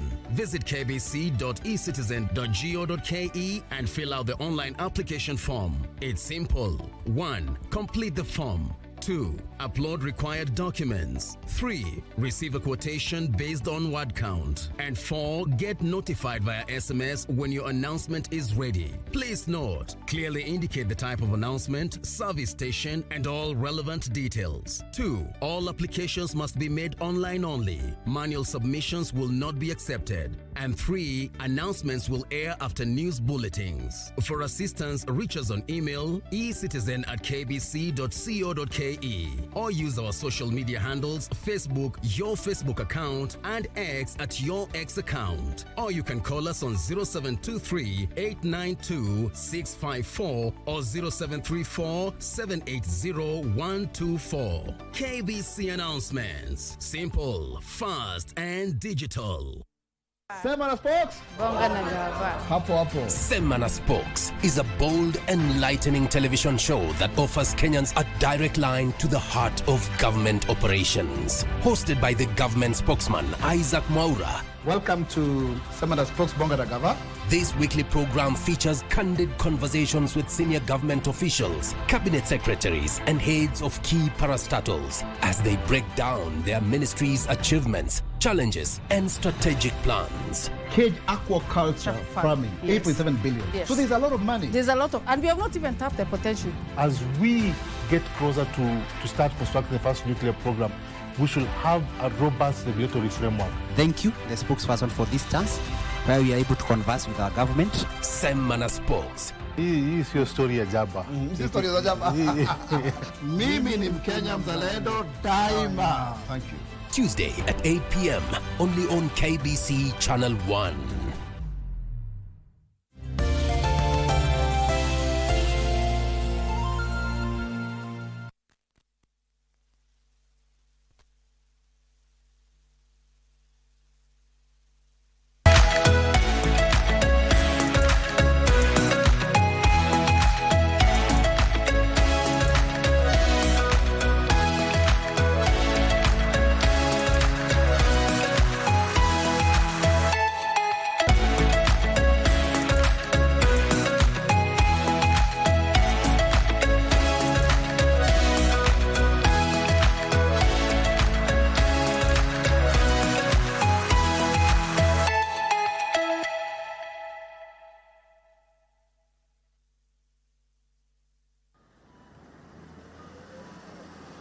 As Kenya and Japan mark decades of diplomatic ties, trade relations between the two nations continue to flourish. But beneath the optimism lies a sobering reality. The balance of trade remains heavily tilted in Japan's favor. A high-level business forum in Osaka aims to confront this challenge head-on. It is a gathering of minds and markets. Top government officials and business leaders from Kenya and Japan are meeting on the sidelines of the Expo 2025 Osaka. At the heart of the discussions is how Kenya can carve a bigger slice of the Japanese export market. Kenya's Cabinet Secretary for Investment, Trade and Industry, Honorable Lee Kinyanjui, is leading the delegation in seeking solutions to long-standing hurdles. The trade balance has consistently been in favor of Japan, with the current ratio at about 1:13 due to the high level of imports compared to exports from Kenya. In 2024, Kenya's exports to Japan were valued at $69.2 million, while imports were valued at $816 million, resulting in a deficit of $747 million. Kenya's exports to Japan point to a high reliance on raw materials and traditional agricultural commodities, whereas Kenya's imports from Japan are mainly vehicles, transportation equipment, and raw materials. Among the key concerns raised in early engagements, including during the Kenya Diaspora dinner, are the lack of direct flights for perishable goods and the high cost of freight, twin challenges that continue to undermine Kenya's export potential in Japan. We are actively working to enhance trade facilitation, improve regulatory frameworks, and promote sustainable and inclusive growth. aligning with Kenya's Vision 2030 and the bottom-up economic transformation model. Investors have also been urged to enhance value addition for their goods so that they can have better chances at penetrating the Japanese market.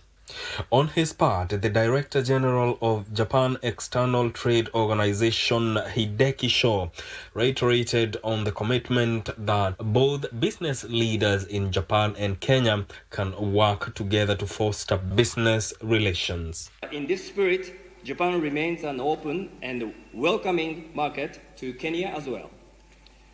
On your side, Kenya is a member of the East African Community and the common market for Eastern and Southern Africa, and also the African Continental Free Trade Area. And as supply chains take shape in Kenya, we look forward to seeing even greater participation and expansion of Japanese businesses in your good country as a gateway to the region. The forum is set to spotlight fresh opportunities with focus on areas including tourism, special economic zones, and showcasing Kenya's iconic products and services. A panel discussion also explored ways in which they can elevate Kenya's global brand in the Japanese market. The day's deliberations expected to culminate to strategies that could unlock new trade pathways between Kenya and Japan. The Japanese audience is willing to engage with Kenyans, and it is up to us as Kenyans to be able to show them what it is that they can be able to engage with, and also the deals and the leads that shall come from such an engagement. In attendance were members of trade, industry and cooperative committees in both National Assembly and the Senate. They highlighted the challenges and focused more on finding solutions to enable Kenyan exporters access the Japanese market. We have visited the Dongokundu Special Economic Zone, which is a game changer if completed, especially for the export market. There are also legislative gaps which we have identified, which in line with other policy actors, we are going to look around on how to implement that so that we make or lessen trade barriers between Japan and Kenya. Today's trade and industry, that is CS Lee Kinyanjui, has graced the event and also has highlighted how the government of Japan and the government of Kenya have collaborated in matters to do with the development, especially in Kenya. And now we shift gears to see how that will translate to meaningful development within Kenya, and especially when it comes to the issue of export, because Kenya seeks to enhance its exports and leveraging on this export to market itself as an exports hub. That event has just happened, and the hallmark of all this expo is the Kenya National Day that will be happening at the pavilion now at Kansai, where the pavilion or the Expo is happening now. And given that the CEO of KPROPA has also indicated in the last 2 months they have received over 500,000 visitors to the pavilion, meaning that there will be some meaningful impact that will be gotten from this expo. We'll be bringing you the happenings at the Kenya Day tomorrow, so you want to keep it KBC Channel 1 for this and much more. My name is Mike Megwe.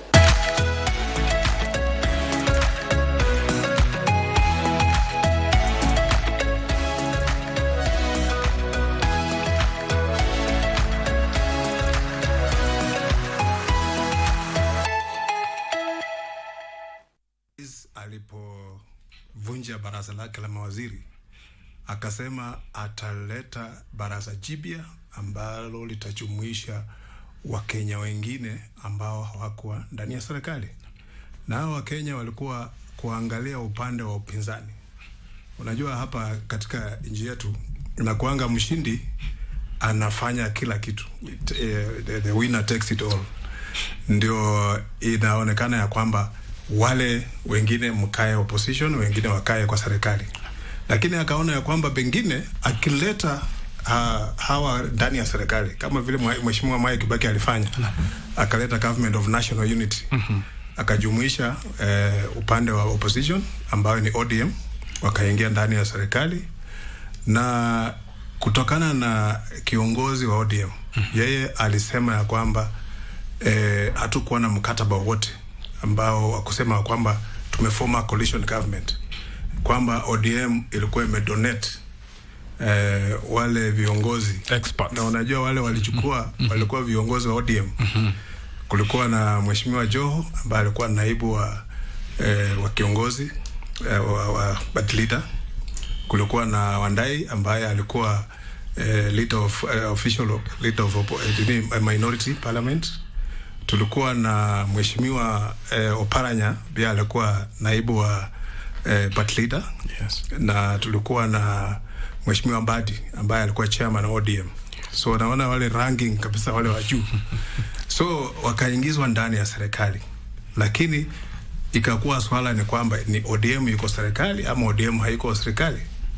Hiyo ndio kisungumkuti ambayo iko pale. Lakini sisi tuna hizi ya kwamba mimi kama mjumbe mimi nitawakilisha wajibu wangu na wale wajumbe wengine kandi wa ODM kama mpinzani wa serikali, kwa sababu tukiona makosa lazima tuongee. Tukiona mambo haiendi sawa lazima tuongee. Hatuwezi kaa tukue katika comfort zone tuseme serikali iendelee kufanya vile mambo imefanya. Kwa mfano hii juzi ya huyu kijana amekufia katika custody ya polisi. Yes. Mimi katika unajua ukiangalia dunia mzima somebody mwenye angechukua responsibility hapo ni waziri. Sio watu wadogo. Kila kitu lazima ishie kwa waziri. Yeye ndiye angechukua hilo jukumu, aseme ya kwamba I take responsibility, wache wafanye investigation, akiwa clean arudi kazini. Lakini yeye kukaa kando anasema hata Inspector General is not involved. Sijui what is not involved. There are the people watching. Hii kitu may happen under their watch. For me, I say ministers should take responsibility and the president should leave these ministers wafanye kazi independently so that we remove the burden from him. Let the ministers take responsibility kwa kazi zao. Bila shaka. Amezungumza swala muhimu sana kwamba mawaziri wabebe jukumu lao na sio kushindwa katika majukumu yao alafu kidole cha lawama kielekezwa rais, kwa sababu rais alitekeleza jukumu lake kuwapa kazi kitambo. Nirudi kwako ndugu yangu wakili Shadraka. Mahakama ya juu ilirudisha sheria ya fedha ya mwaka 2023 baada ya maandamano. Kwa mtazamo wako wa kisheria, hii inaashiria nini kuhusu usawa kati ya maandamano ya raia na usimamizi wa katiba? Naam, shukran sana Rashid, na uniruhusu pia ni wasalimu watazamaji na wasikilizaji mahali popote walipo.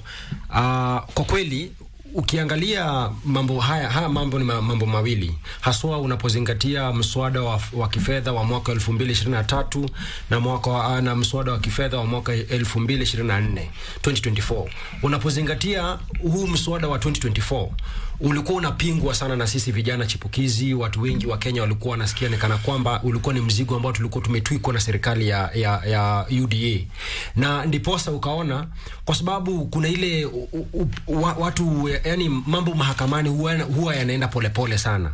Vijana wakaenda kwa barabara ama wakaenda barabarani wakafanya ile demonstration. Ile ni haki yao kikatiba. Ukizingatia kipengele cha 37 wakaenda pale ili kujielezea ama kujieleza, kwa sababu wanaonelea kwamba ukijaribu kufuatilia hii taratibu ya mahakama mambo kidogo huwa anaenda polepole sana, na pia pengine kotini unapata kuna technicalities na michezo mingi sana ambapo mtu ambaye pengine alikuwa na haki anaikosa. Kwa hivyo ule mchakato ambao tulishuhudia mwaka uliopita wa mwaka 2024 ulikuwa tu mchakato wa wananchi kujirudia nguvu zao zile za kikatiba, ile tunasema sovereignty of the people. Ile wakajirudishia wakasema wacha waende kwa streets waonyeshe serikali ya sasa ya kwamba mswada huu utawafinyilia. Lakini ukilinganisha na mswada ule mwingine ule wa mwaka 2023 ile kulikuwa na taratibu. taratibu unajua ile ilikuwa the first finance bill ambayo ilikuwa inapitishwa na serikali ya UDA. Kwa hivyo ukiangalia watu walikuwa na ile walikuwa wanasema pengine hawa ni wageni, pengine hii mzigo ambao wanatuwekelea itapungua. Kulikuwa na matumaini, na hata kama si hivyo basi mahakama itakuja basi itukwamue ama itatuondoa katika janga hili ambalo tulikuwa tumewekwa. Watu wakashuhudia ile taratibu ya mahakama, mambo kuelekea tu polepole, kesi kielekea hapa. Nakumbuka my lady justice Dhande ndiye alisimamisha kwanza mswada ule, ile finance bill ya 2023 sorry, akaisimamisha from its operation, ikaenda court of appeal ikakubaliana na yeye, lakini Supreme Court ikakataa kabisa. Kwa hivyo watu wakaonelea kwamba unajua hizi taratibu za mahakama kidogo, ingawaje haki inaonekana inakuja, lakini inakuja polepole sana, na mtu ambaye alikuwa anafinyiliwa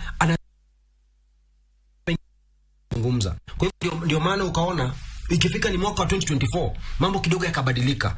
Wananchi wakaonelea kwamba kama tutaweka pressure wale ambao wanatufinyilia wabadilishe hii kujiwekelea ama kujiweka ama kuweka matumaini yetu katika mahakama, kidogo tunaweza kuwa tumechelewa. Kwa hivyo hii ni njia mbili ambazo wananchi wako nazo za kujaribu kupigania haki yao. Mwanzo ni kuelekea mahakamani, na kuna zile changamoto ambazo ziko pale ukielekea mahakamani. Pili ni kuelekea barabarani ili ufanye demonstration ama picketing, ili kuonyesha wale ambao wanakufinyilia kwamba haufurahishwi na miswada hii ama mambo fulani. Okay. Shukran sana wakili Shadrack kwa kuweza kutufafanulia hivyo. Nikirudi kwa ndugu yangu Joshua Nyamari, tangu mwaka wa Juni 2024 je, unadhani kwamba the new cabinet, ili baraza la serikali jumuishi, limeeleza ama limeleta uwazi ama ushirikishwaji kwamba watu wote wameshirikishwa na kuaminika, hasa kwa vijana ambao katika matakwa yao ya kwanza ilikuwa ni finance bill 2024 alafu dissolution of cabinet? Yeah, finance bill 2024 president alikataa kusign. Yes. So in that case alikubali chenye vijana walikuwa nataka. Kwa mambo ya kujumuisha kila mtu, umejua kwamba president alivunja cabinet na akatengeneza the broad based cabinet kuinclude watu wote, na hata kuna even though hakuna kijana kwa cabinet, lakini aki-appoint PSS aliweka kijana. Huyu kijana kutoka nafikiri ni Malindi Fikirini, wako wengi sana vijana ma PS. Kuna kijana moja waziri wa maji. Kuna kijana waziri wa maji. Sema hiyo cabinet is inclusive. Kuna makabila ya kelele ati included kwa hiyo cabinet. Yes. Saizi wa in a way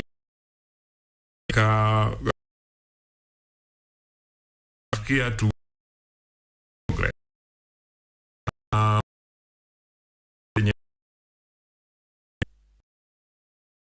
mambo ya at least at this time kuna mheshimiwa wamepass first reading does not increase tax, and it ensure kwamba kuna efficiency kwa collection of the taxes.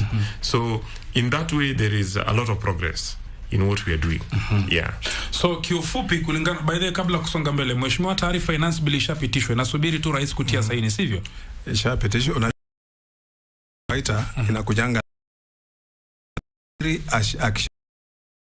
finance bill lazima ikue ndio itawezesha wao kufanya nini, ku collect ushuru na kuimplement ile matarajio ya serikali vile wamesoma kwa budget. Kwa hivyo hiyo ndio inaweka sasa wazi kisheria ya kwamba tutakuwa na ushuru kwa vitu fulani, mambo fulani itafanyika, ndio serikali ipate ile fedha ya kutumika katika kazi zao. Okay. Na nikirudi kwako, kwa hiyo kiufupi ni kwamba hii serikali jumuishi ambayo mheshimiwa alitangulia akisema previous governments ilikuwa ni winner take is all, lakini kwa sasa kila mtu amejumuishwa, unaona kwamba imeleta calmness katika taifa? Definitely imeleta calmness. Mimi nazaongea kama mtu mwenye ameishi Kisumu. Ndio. Ndio. Na tumeishi kwa position mpaka saa hizi unaona niko na Okay? And our relationship na serikali ilikuwa ni relationship ya vita. Okay? Tukwa tumerecognize government at any level, even at the level of the chief. Okay? Saizi tukiingia ofisi ya serikali, we feel that tunaingia ofisi yetu. Juzi president to invite State House. Na tuliingia State House not as visitors, lakini kama citizens wa Kenya. Na tukatoka na goodies that are due to our people. Watu wengine wakatuambia ati, you should not go to State House to ask for development. But other communities wamekuwa wakienda huko State House na wanatoka na development. Sisi tumekuwa huko njia tu kwa tunapata hizo development. So at least we feel that at this time tuko na opportunity to be able to engage any part of the government. At the same time, views zetu ziko cabinet, na even in critical committees za parliament, tuko na watu wetu. Okay? Nimeona Shadrack hapa akisema kuna calmness, ukacheka kwa kinaya. Mbona ulicheka? Unajua hii maneno ya broad based government, ati kabila zote zimewekwa kwa serikali, I think tu ni kucheza tu na maneno. Hii ni tu ni jinsi ya kuambia wale ambao walikuwa na ugua, wameambiwa sasa karibuni. Alafu wale walikuwa ndani kidogo wamefanya ile kitu inaitwa displacement. Wakatoka nje. Na ndio maana unapata haswa jamii ya Mlima Kenya kidogo wanasikia ni kama kana kwamba ilibidi wao watoke ndio wengine waingie. Kwa hivyo hii mambo ya kusema ati wote walijumuishwa bado ni wa Kenya. Wote ni wa Kenya, lakini unajua haswa unajua mfumo wetu wa kidemokrasia ni mfumo ambao unajulikana kama mfumo wa kiupumbavu, kwa sababu haufurahishi kila mtu. Kuna wale ambao wanafurahishwa na kuna wale ambao wanagadhabishwa. Kwa hivyo kwa sasa ambao wanafurahishwa na mfumo huu ni watu ambao walikuwa nje. Unasikia watu wa pengine the western parts of this country, kule pande ya Nyanza. Lakini ukizingatia haswa wale watu ambao walikuwa ndani, kidogo ukielekea upande wa Mlima Kenya, semi zimebadilika kidogo. Watu wanasikia ni kama wamewekwa kwa baridi kidogo. Lakini wamebadilika sasa hizi, wakati ule hawakubadilika. Kubadilika kivipi? Unajua Rashid, nasema unajua sasa hao walikuwa ndani walikuwa wameona ni kama wamepigania serikali, lakini sasa kupitia pengine yule kiongozi wao huyu Rigathi Gachagua, sasa wanasikia ni kama kana kwamba kidogo wamewekwa kwa baridi. Na ndiposa unaona kumekuwa na mchakato sana wa kisiasa kwa sasa. Ndio unaona ni kama tumeirudi sasa, ni kama tuko 2027 tayari. Kila siku unasikia semi za kisiasa kule, zingine za kisiasa pande ile nyingine. Kenya. Kidogo kwanza tumpe mheshimiwa alafu kwa Rashid. Yes sir. Hiyo nafikiria inaweza leta mjadala mkali sana. Kwa sababu tukisema Mount Kenya iko nje ya serikali, hiyo si ukweli kabisa.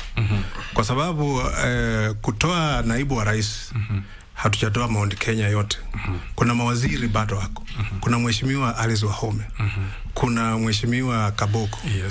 Kuna mheshimiwa Lee Kinyanjui. Kuna mheshimiwa deputy president ya Mount Kenya. Kwa sababu kitu yenye iko hivi. Watu wa Mount Kenya, shida iko ni kwamba wao wamekuwa katika uongozi wa juu kwa muda mrefu. Hatuwalaumu. Lakini kwa baridi kidogo hivi wamebabaika. Lakini sio hivyo tena. Naibu wa former deputy president, aliyekuwa naibu wa rais, yeye amechukua vita yake kibinafsi, amekeuza imekuwa vita ya Mount Kenya. Unaona? Ni kama sasa kusema vile mimi sikuli, kila mtu katika nyumba yetu akuli. Sio hivyo. Tunatakana tuangalie, Wakenya waangalie kwamba serikali ipo. Naibu wa serikali alipokuwa ndani ya serikali miaka 2, anachifunia nini alifanya akiwa ndani ya serikali? Sisi tunataka kujua hiyo. Kitu ya pili, naibu wa rais alipokuwa ndani ya serikali, unajua wewe mkubwa, wewe kiwa mkubwa yangu, mimi siwezi kulingana na wewe ama kupishana. Ukusema kama tunalingana hivi. Hiyo ndio ilileta shida katika serikali ya kwamba uweze kuwa na ndume mbili katika sisi moja. Lazima ndume moja atatoka, mwingine akalie, ama mwingine arudi chini, mwingine aende juu. Alright, wakili, kuna kitu kwa nataka kuzungumza. Nilikuwa nataka kuemphasize tu hiyo kitu kwamba watu wa Mount Kenya bado wako serikali. In fact, kwa cabinet wako na the highest number kuliko any other community.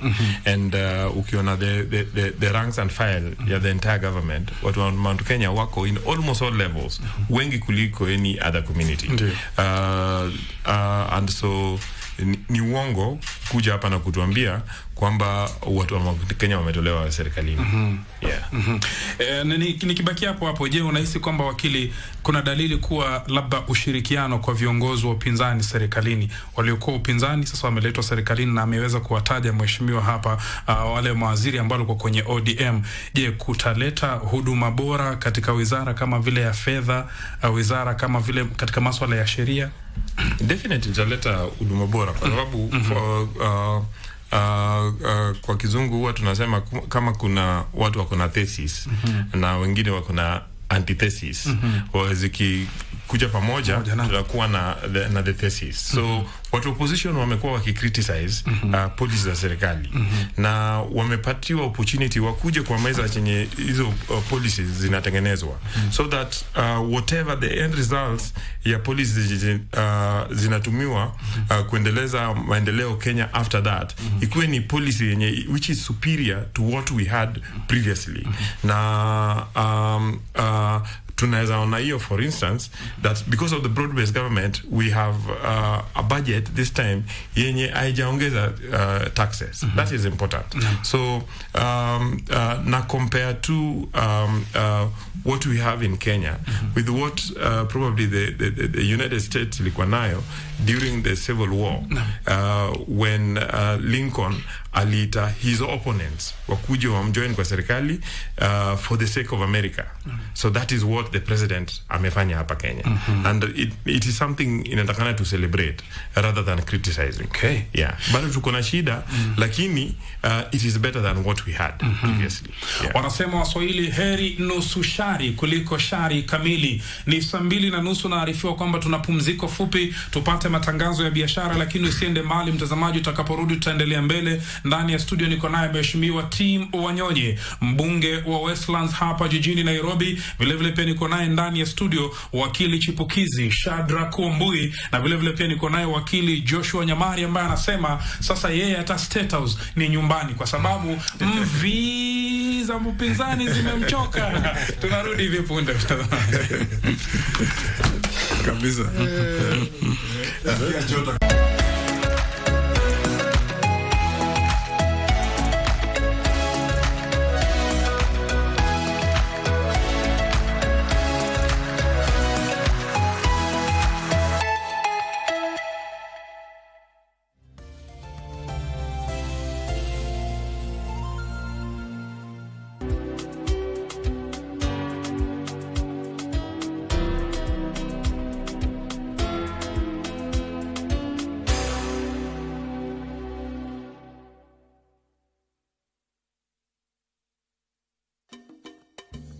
You know that woman in there and whoever she works for, want you dead or alive?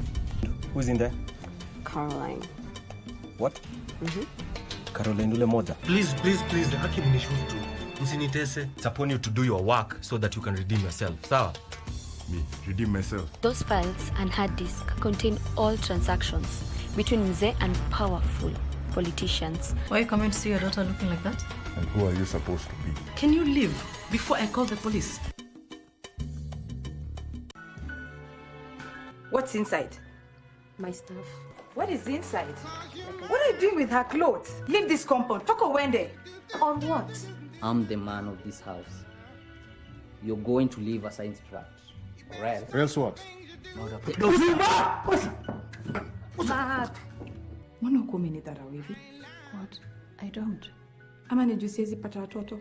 Yes, amedhihirisha wazi yeye ni ndume katika hii boma. There's something wrong. Whatever is wrong with her, I don't care. She won't step in this house again. I'm not working with Gloria, and please don't drag my name into her messes.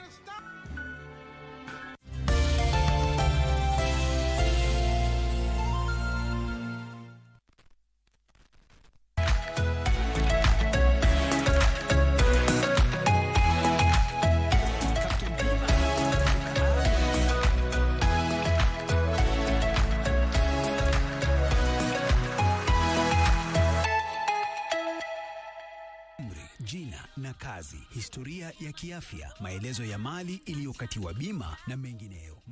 Mtazamaji, KBC za kanda ya Afrika Mashariki. Asante sana kwa kuichagua runinga na enzi ya KBC Channel 1, na asante kwa kuichagua KBC Radio Taifa Sauti ya Mkenya. Kumbuka kila Jumanne sisi huweza kufanya hivi, tunaangazia masuala yenye umuhimu wa kitaifa kwenye gumzo lililopevuka, na watu naleta wataalamu mbalimbali wakiwemo wa mawakili, waheshimiwa wanasiasa, tukijadili masuala haya. Na endapo labda kwa sasa ndio umefungua runinga yako au radio yako studio, niko naye Mheshimiwa Tim Wanyonyi, mbunge wa Westlands, niko naye wakili chipukizi Shadra Kumbui, na vile vile pia niko naye ndugu yangu hapa Joshua Nyamari ambaye ni wakili vile vile pia, tukizungumzia kuhusiana na nini, mpenzi mtazamaji, uwazi na uwajibikaji katika enzi hii ya Gen Z. Nikirudi kwako Mheshimiwa Tim Wanyonyi, ili baraza la mawaziri bado watu wanalizungumzia sana. Wanasema kwamba ni kama ni nafasi tu ziliundwa za watu kuja kula, lakini sio kufanya uwajibikaji. Sijui swala hilo unalizungumziaje, kwa sababu utapata kwamba tulikuwa tukiangalia kwenye ile interview, waziri anaojua anaambiwa aeleze mali yake, mtu ana thamani ya bilioni 2, bilioni 1. Ilikuwa na haja yote ya waziri? Si angechukuliwa tu Shadrack? Naam. Unajua kisheria ndio hatuangalii mambo mengine. Wewe ni Mkenya, uko na akili timamu na hauna tosari yoyote. Unaweza chakuliwa kuwa waziri ama nafasi ile ingine yoyote. Kwa hivyo wale wako cabinet ni wa Kenya. Wale wako cabinet walipitiwa katika ile tunaita vetting. Wakachunguzwa, watu wakaleta miswada yao. Na unajua by the time hawa jamaa wanakujanga parliament for vetting, watu wameleta dossier kwake, wameandika, na kuna vitu sometimes people mambo kifanyanga vitu kwa mpole. Watu kama umefanya vitu hata ulifanya ukiwa shuleni, utaipata hapo kwa hiyo file. Na wanakupatia hiyo file, wanasema wewe pitia, ukiona kama iko sawa tuendelee. Ukiona pengine ujiokoe kuanzia hapo, waseme waache ikae. Wengine wao wanatoka wanaenda. Kwa hivyo hawa watu ni wa Kenya. Baraza la mawaziri kisheria, we are only supposed to have 22 ministers.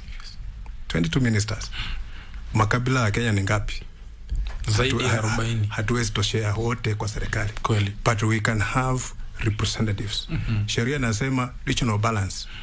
Lazima tuangalie katika kila eneo la Kenya limewakilishwa kivipi ndani ya serikali. Ndani ya serikali sio tu kwa waziri. Ndani ya serikali unaweza kuwa PS, unaweza kuwa na madaraka ingine iko mingi. Kwa hivyo lazima tuangalie rais ameweka mawaziri ni watu ambao wamehitimu, ni watu ambao wanafanyia wa Kenya kazi, ni watu ambao hawana dosari yoyote. Hiyo ndio jambo la muhimu. Na kuangalia, tukiangalia hiyo baraza la mawaziri, ni kweli wamejumuisha Wakenya wa tabaka mbalimbali. Kuna wamama, wale tu nisichaona ndani ya serikali ni watu walemavu. Hiyo ambayo wamekosa kuweka hiyo kwa sababu 5% of public appointments lazima wawe people with disability. That is where we just hold that the president must also just look at that. He must balance on all those interest. Yeah. Bila shaka nirudi kwako ndugu Shadrack wakili. Tangu maandamano ambapo polisi wameonekana wakitumia risasi kwa raia, nadhani jana IPOA ilitoa taarifa ikasema kwamba katika kipindi tangu Albert Ojwang auawe, kuna Wakenya wengine 19 wameuawa kutokana na mikono ya polisi. Je, labda kumekuwa na mageuzi ya uwajibikaji wa polisi na ulinzi wa haki za binadamu?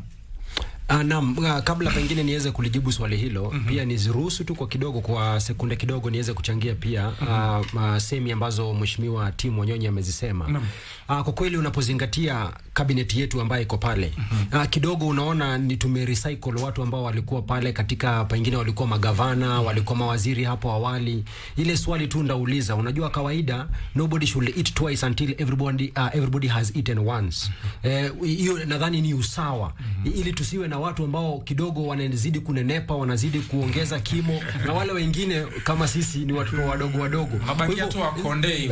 Kweli. Kwa hivyo rais wakati pengine anapopata nafasi za kuchagua watu ama kupatia watu appointments, ingawaje sisi wote ni wa Kenya, ni muhimu sana pia kuzingatia watu ambao pengine wamepata nafasi ya kuhudumia Kenya hapo awali, pia waweze kupata nafasi ya kula walichokifanyia kazi. Sisi ambao pengine tujapata nafasi ya kufanyia wananchi kazi, pia sisi tujaribiwe tufanye kazi ili wananchi pengine wapate pengine mtazamo tofauti sana wa kufanya kazi. Haya, zaidi ya hayo, pengine nikirudia kwa swali lile ambalo umeuliza, kwa kweli hii Independent Policing and Oversight Authority IPOA ni ofisi ambayo imeundwa kikatiba haswa ili iweze kutusaidia katika mambo kama haya, ambapo polisi pengine mara mingi wanaonekana wakitumia nguvu zao kinyume na kisheria.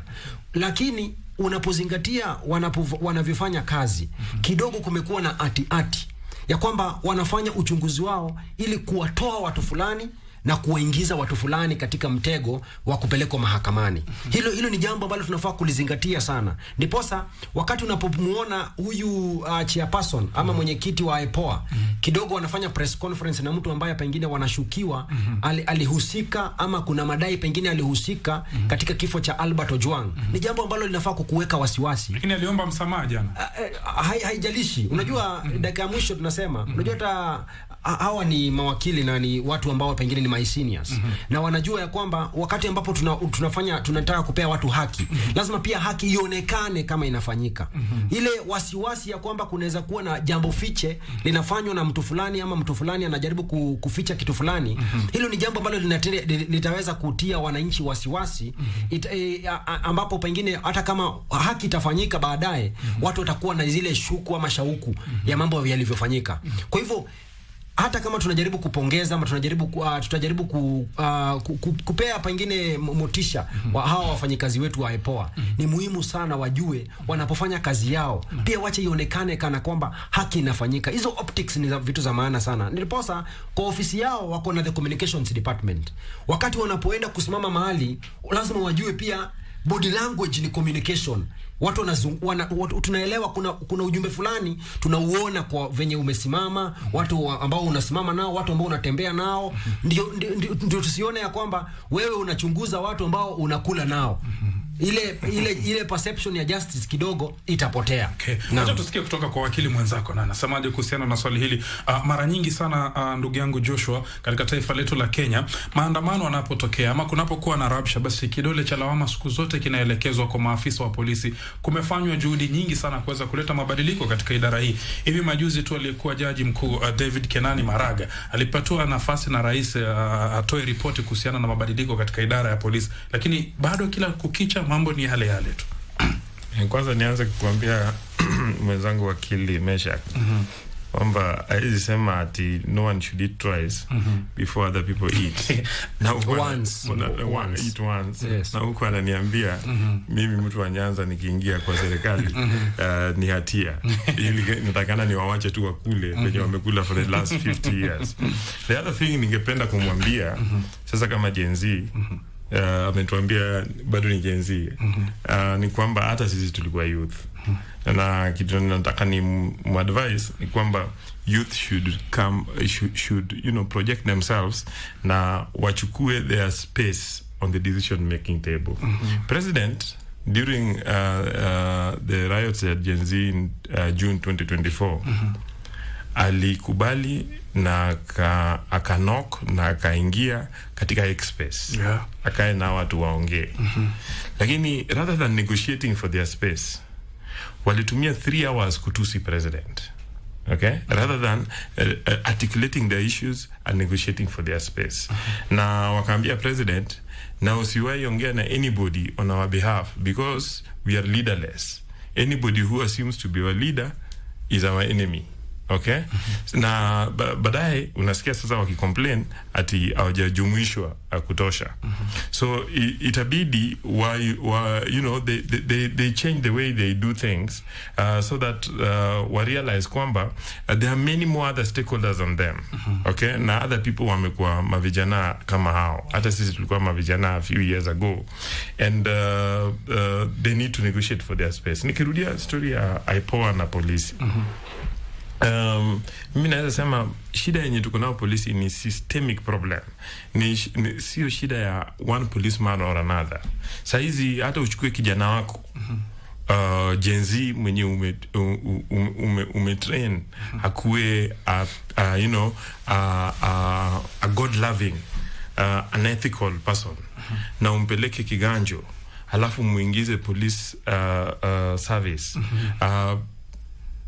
If you meet him after 5 years, probably you won't recognize him because atakuwa amebadilika, because the system will not allow him to maintain his principles and ethics.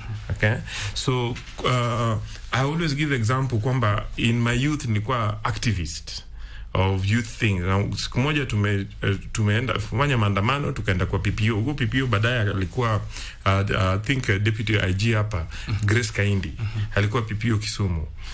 And the complaint tulikuwa nayo ni kwamba every Friday na Saturday kulikuwa na lori ilikuwa inaitwa Mariam. Nyinyi sidhani kama mliona Mariam. Unajua Mariam?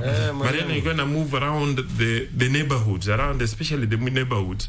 Na any kijana yenye alipatikana barabarani anashikwa na anawekwa ndani, watakuwa kwa cell for the whole weekend, alafu Monday watakuwa charge na kurandaranda kwa nia mbaya. Okay? If hawana pesa ya kulipa polisi ili watoke. Okay? So nikauliza Madam Kaindi, mbona mnafanyia vijana hivi? Akaniambia ati Nyamori, what you want us to do is a good thing. Lakini hiyo chenye tunafanya ndio tulifunzwa Kiganjo. Okay? Ati Kiganjo walifunzwa kwamba every OCS should ensure that kuna raid every weekend in the neighborhoods. Now, and so we need to not only change the policies and the laws and nimefurahi kwamba the CS wa interior juzi amefanya press conference na akasema kwamba police stations lazima zikuwe na CCTVs. I am hoping that it can go further, that we invest a little money, kila polisi akuwe na body cam na kila gari ya polisi ikuwe na camera. Okay, so that we can see what is happening. But beyond that, lazima to change the curriculum ya training ya polisi. So it is an ongoing thing. But nikimalizia ningependa kusema kwamba the reason why tunaona hizi cases zinajirudia, tunaona several cases coming up, ni kwamba we are in a more open society than tulikuwa nayo in other times.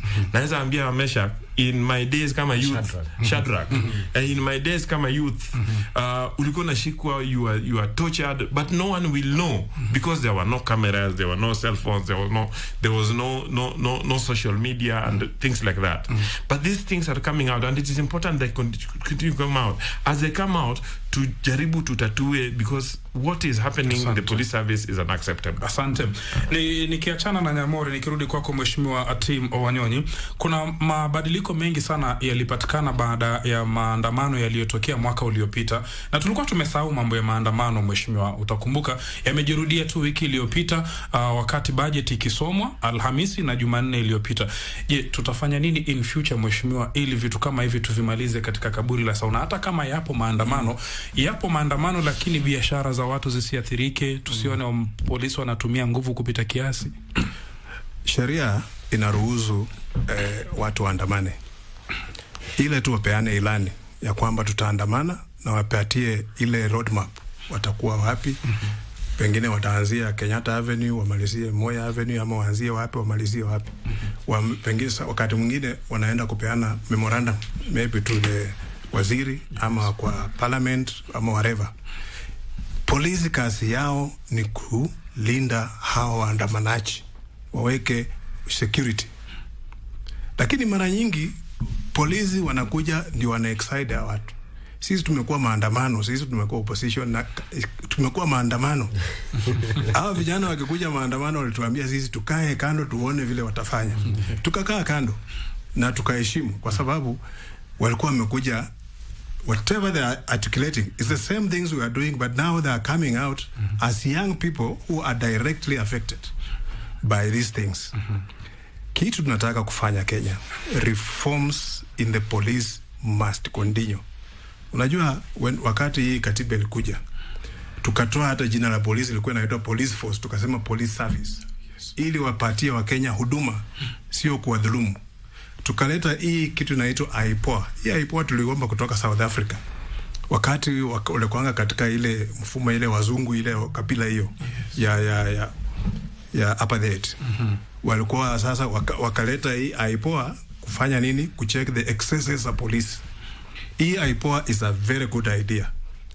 Lazima waendelee kuchunguza police individuals, wale wanafanya excesses, wale wanaumiza watu, wale wanaenda beyond the call of duty, wakipika watu. Kama huyo polisi alipika tu huyo kijana risasi, mwenye alikuwa hata amesarenda na anampika risasi.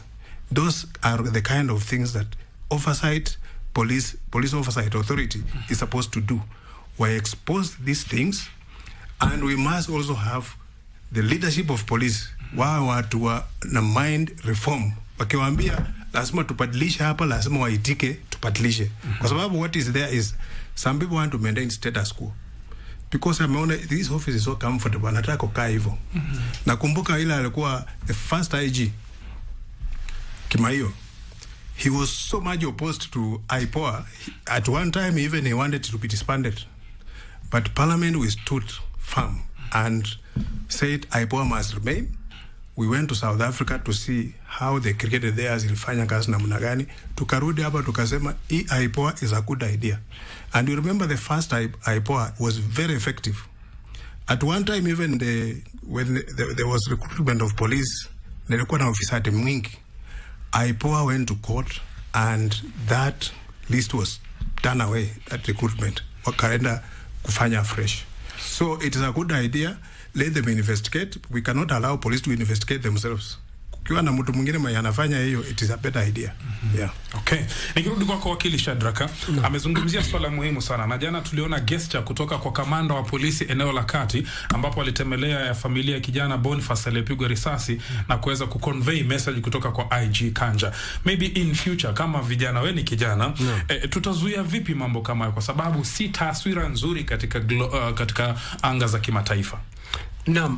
Nadhani ni watu tu, unajua katikati ya mapolisi tuko na mandugu, tuko na madada na pia kuna wahuni, kuna watu ambao pia wako na heshima kwa haki za kibinadamu.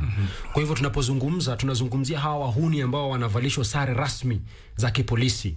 Kwa hivyo hawa watu ambao wako na tabia mbovu lazima wajulishwe ya kwamba, unajua hiyo nguvu ambao wako nayo, hiyo bastola ama bunduki, hiyo ni bastola ama bunduki ambao wamenunuliwa na wananchi. Na wamenunuliwa si kwa sababu ya kuwaua ama kuangamiza wananchi ambao wamewapatia bastola. Ni kwa sababu ya kuwalinda wananchi. Kwa hivyo wanapotembea barabarani wajue awale ni custodian za rights za wananchi. Lakini ile shida ambayo tuko nayo ni kwamba, unajua wanaonelea pengine wanaharakati ni maadui. Ni maadui kwa sababu pengine wanaleta wana expose kama ni ufisadi ambayo iko pale, wana expose ile brutality, wanachukulia ni kama hiyo. Ukijaribu kusema, unajua ukienda police station useme mimi najua haki yangu, kwanza unaambia yangu wewe ingia uko ndani kwanza, toa kiatu, toa mshipi, utajua haki yako uko ndani. Unaona? Kwa sababu wanaona ni kama wewe kama unajitambua na unatambua haki zako, basi wewe ni kichwa ngumu. I think ile socialization inafaa ibadilishwe. Waelewe ya kwamba kuna katiba, kuna zile haki mtu ako nazo kama binadamu, na kuna zile haki ambazo zimenakiliwa katika katiba letu, ambalo hizo haki lazima zizingatiwe. Na wale watu ambao wamepewa majukumu ya kuzingatia zile haki na za kuzilinda ni watu wako idara ya serikali. Kwa hivyo kama wewe ni afisa wa polisi, jua pia dakika ya mwisho unapojaribu kumdhulumu mtu, pengine umepewa maagizo na mkubwa wako, ujue mzigo huo utaubeba wewe kibinafsi. Na kuna makesi nyingi sana umeziona hapa. Mtu ambaye amepewa amri, akishatekeleza maafa majanga, anabeba mzigo ule peke yake. Kwa hivyo wale mandugu zetu na madada zetu ambao wako kule nje wanatutazama na wanatusikiza, na wako pengine wako na nafasi adimu ya kutuhudumia kama polisi katika jamhuri yetu la Kenya, wajue ya kwamba kuna ile individual responsibility. Umeona kuna ile kesi bado ya Willy Kimani, unaona tu polisi kwa sababu amekataa kurekodi kwa OB. Willy Kimani ameingizwa kule ndani na akatolewa, akaenda akauawa. Yule amekataa kurekodi kwa OB. Jambo la rahisi sana, yeye anachukulia ati yeye anaona ni kama si makosa makubwa sana kwa sababu yeye hajamuua. Lakini kisheria wewe unachukuliwa kama mtu ambaye amesaidia kufanikisha njama mbaya ya mauaji. Kwa hivyo lazima polisi pia ajifunze kupitia historia ambayo tumeipata, na pia ajifunze ya kwamba dakika ya mwisho yote 9 la 10 atabeba mzigo wake peke yake. Asante. Nikirudi kwa wakili Joshua Nyamori tukimalizia. Wanasema hakuna mtu yoyote ama hakuna kitu chochote ambacho kinaweza shindana na serikali. Serikali ni supreme. Sasa umetoa mfano mzuri. Rais aliita vijana wakati ule katika mtandao wa X tuje tuzungumze, lakini badala yake ikawa ni matusi. Na umesema kwamba nyinyi pia enzi zenu mlitangulia vijana. Sijui una ujumbe gani kwa vijana in future kuendelea mbele, kwa sababu tukiendelea hivi ni kama mtoto kushindana na mzazi wake hawezi mshinda. Yeah, umejua at some point tulikuwa tunafikia sisi tunaweza kuwa revolutionaries. Kwamba we can overthrow the system. The system is strong. That young tax. Yes, exactly. The system cannot just be overthrown like that. Around 2010, Prime Minister na President walisimama jukwani wakasema kwamba sisi, it was my group then that we were plotting to overthrow the government. We were not plotting to overthrow the government. We were just doing activism. But life ilikuwa ni ngumu after that for several years. Yeah, and so kitu ningeambia hawa vijana ni kwamba systems are not just overthrown by running around the streets. Kitu wafanye, they should negotiate their space, wapate nafasi wakae kwa meza so that wa influence what is going on. The other thing ningependa wakili aambie vijana wenzake ni kwamba wasome katiba vizuri. Kila mtu husema ati siji katiba inasema peaceful and unarmed. Katiba isemi peaceful and unarmed. Katiba inasema peaceable and unarmed.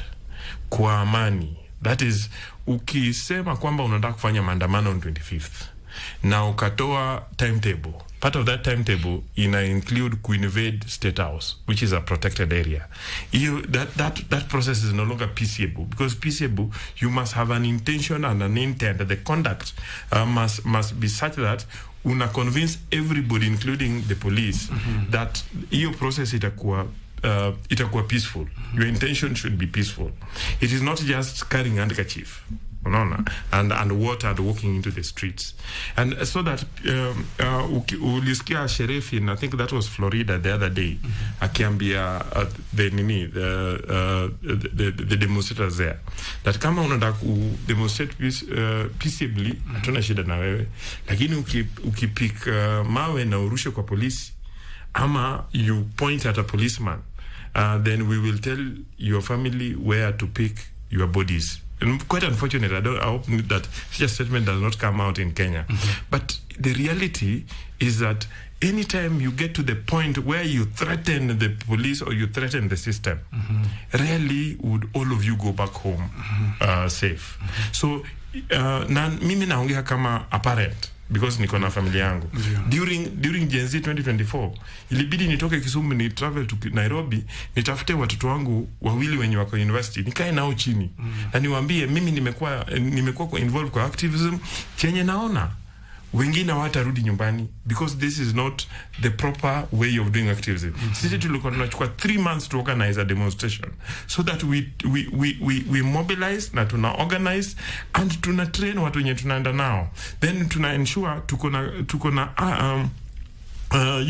marshals to control the crowd, so that if somebody infiltrates our group, tunamshika na tunamwanda over to the police. Asante. Muda wetu unakimbia kweli, niko na dakika chache, lakini hizi dakika chache ambazo zimebakia wacha pia tu donate kwa mheshimiwa Tim Wanyonyi. Tukiendelea mbele katika masuala haya, unazungumzia vipi? Hususan hivi majuzi tuliona picha ambayo si nzuri katika taifa la Kenya. Wapo waandamanaji upande huu, wapo polisi upande huu, alafu kuna goons upande huu. Na inasemekana hawa goons pia wanasiasa ndio wanawafund. Sio wanasiasa, ni gavana wa Nairobi. Hatuna ushahidi kuhusiana na hilo. No. Ngoja nikieleze. Na kwa vile hayuko hapa tusimzungumzie, naomba tafadhali. Kwa sababu it was in the public domain. Hakuna ushahidi kuhusiana na swala hilo. In the public domain, na vijana wenyewe before hata waanze kufanya, walienda wakasimama nje ya ofisi ya gavana. Wakasema, gavana, tuko hapa na tunalinda jiji. Vile tuliwakiza, sijui nini. Ukiangalia hizo video, siko. Na before even that, gavana mwenyewe alisimama mahali akasema, rais, we shall not allow anybody to come and interfere with the business in the CBD. And we are going to take care of that. Unaona? Lakini going forward, mheshimiwa. Going forward ni kwamba tuajibike kisheria. We are under the rule of law. Na tumekubali ya kwamba Kenya is a country that is governed under the rule of law. Sheria ifanye kazi. Kama umevunja sheria, mkondo wa sheria huko. The police have means of arresting, not shooting people to kill. Yes. They can disable you and arrest you. Yes. But not use a live bullet on you. Those means are there, and they are trained like that. You can only use a live if your life is threatened. And even that, you disable the person. You don't shoot to kill. Kwa hivyo, tunasema ya kwamba in this sector, rais lazima kwamba is reforms in the police sector, and especially the hand issues to do with wananchi, because the police are trained to cause disunity and panic. What is causing panic? If anybody sees the police anaona adui, tunataka kuona polisi kama ndugu yetu. Tunataka kuona polisi kama police. You start. So lazima kama kuna maandamano, polisi lazima waweke maandamanaji from bora kama sasa wanasema guns. Wanakuja that is what they violent. But okay, nakwambia huku mpaka huko mwisho na wataenda wasi yote. Naambiwa muda wangu umekili hapa Nyamori. Lakini mnaandamana vipi kwa premises mfano bunge?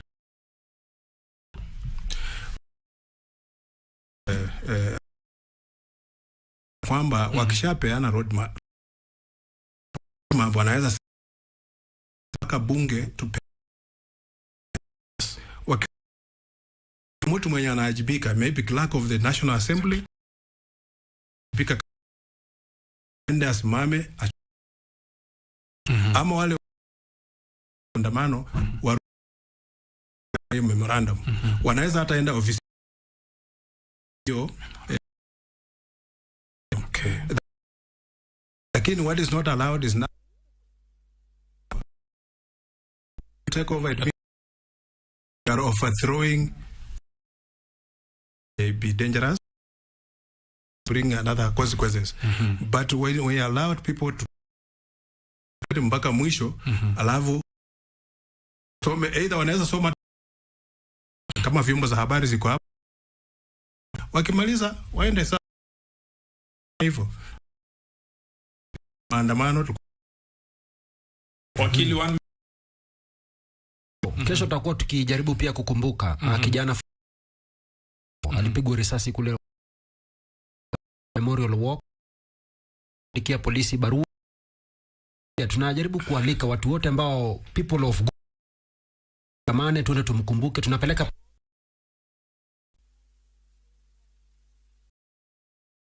gania huyu mama analia na jina ya rais.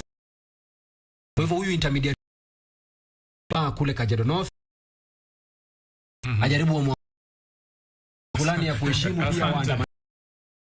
Asante bwana Nyamori. Mimi kama vijana tiebu ana na kwamba polisi pia respect human rights,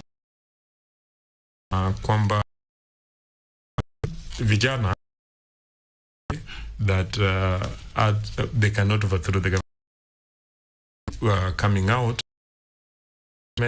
occupy, and we need to the truth. I tell my children that parents told me that. Niwashukuru tu mda sasa kwa sababu mheshimiwa kuna komiti mbalimbali serikali na mahali anakimbia samea, lakini kijana mwenzangu tuko naye kotini Shadrack Kwambwe. Mtazamaji kipindi hiki anasema mimi usema hakuna taifa lolote linaloweza kuwa ni Kenya tu. Nimeona hasa kwa mfano kila mmoja roho yake iko juu wanauawa kutoka. Naomba kwa mara amani bila amani hafanya biashara hata tuwezi zalisha. Ndio kwa heri kwa sasa. Asante sana. Kutoka Nairobi.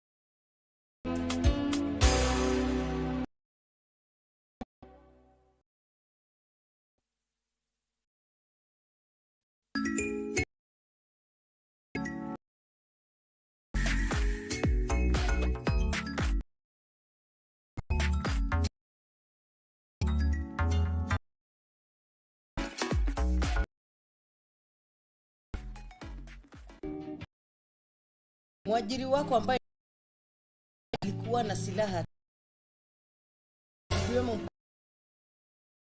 tulimshika sababu alitupea false information. Si wewe huku ya ulieka. Ufungu mpaka meno. Simu ni mfano. Kuja hapa kuna bomba. Kuja si ndio? Kufanya sio kitu ya kucheza. Si ndio?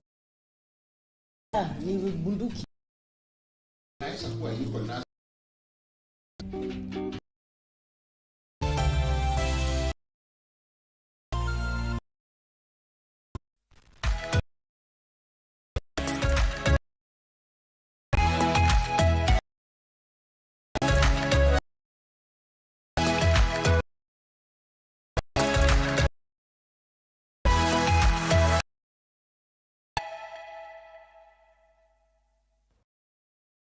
with us. This is on is health, and we continue with the conversation that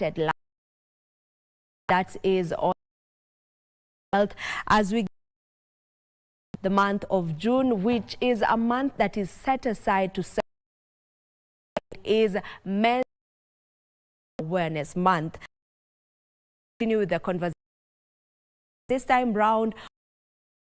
Tweak it up beyond some of the health strategies, stress management, and for anxiety in men. Me for this far right, we have Muthoni Otieno. Muthoni Otieno is a counseling psychologist. Welcome to the right. Have Kevin is an inspiration life coach, CEO,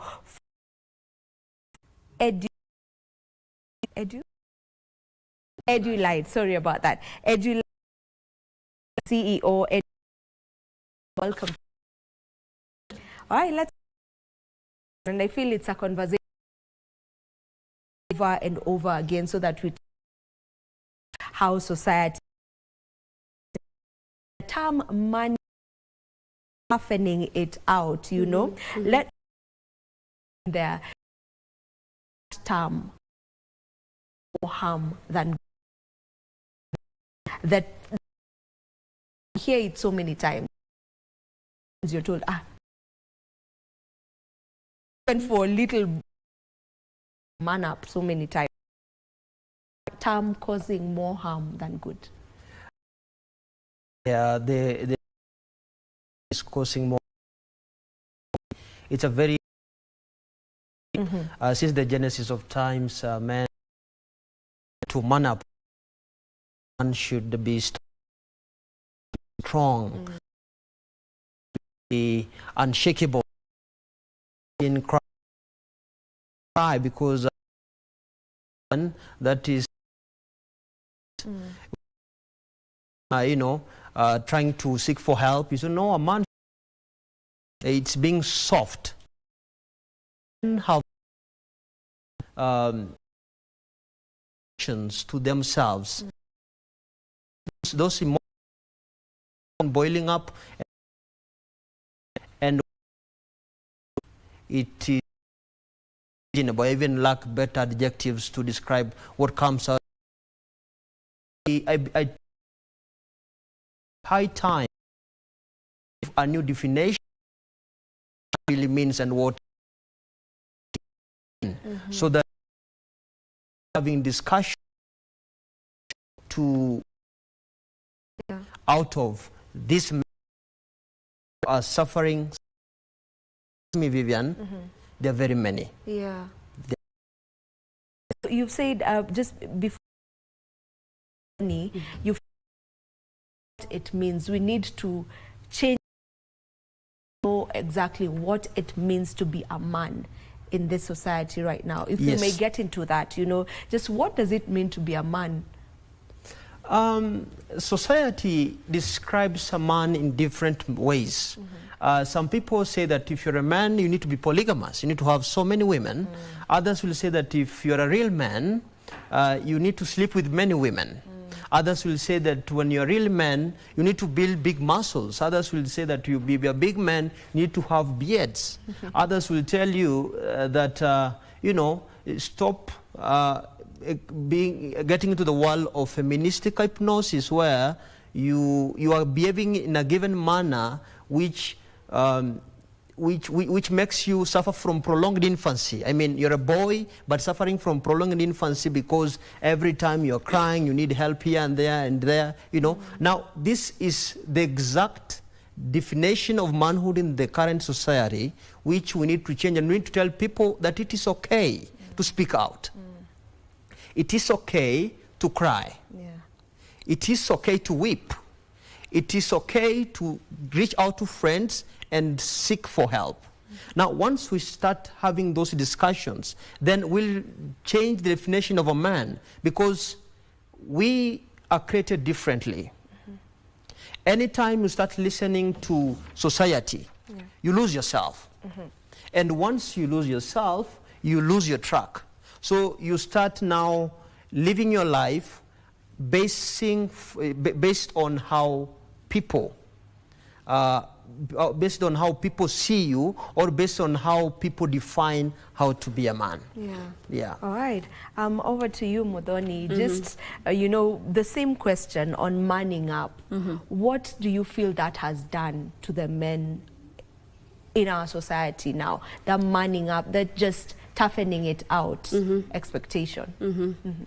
What manning up means to me, and maybe to the society, is where we've taken the notion and we simply imply that men should not have emotions. They should appear to be strong. They should also endure, pain without really seeking help.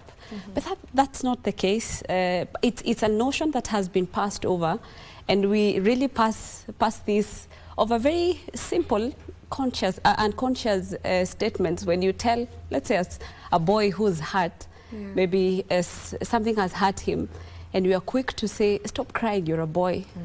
But those are things that sticks in the mind of that little boy, and by the time they're growing up to become an adult, those are things we have over time built as belief system in their own selves.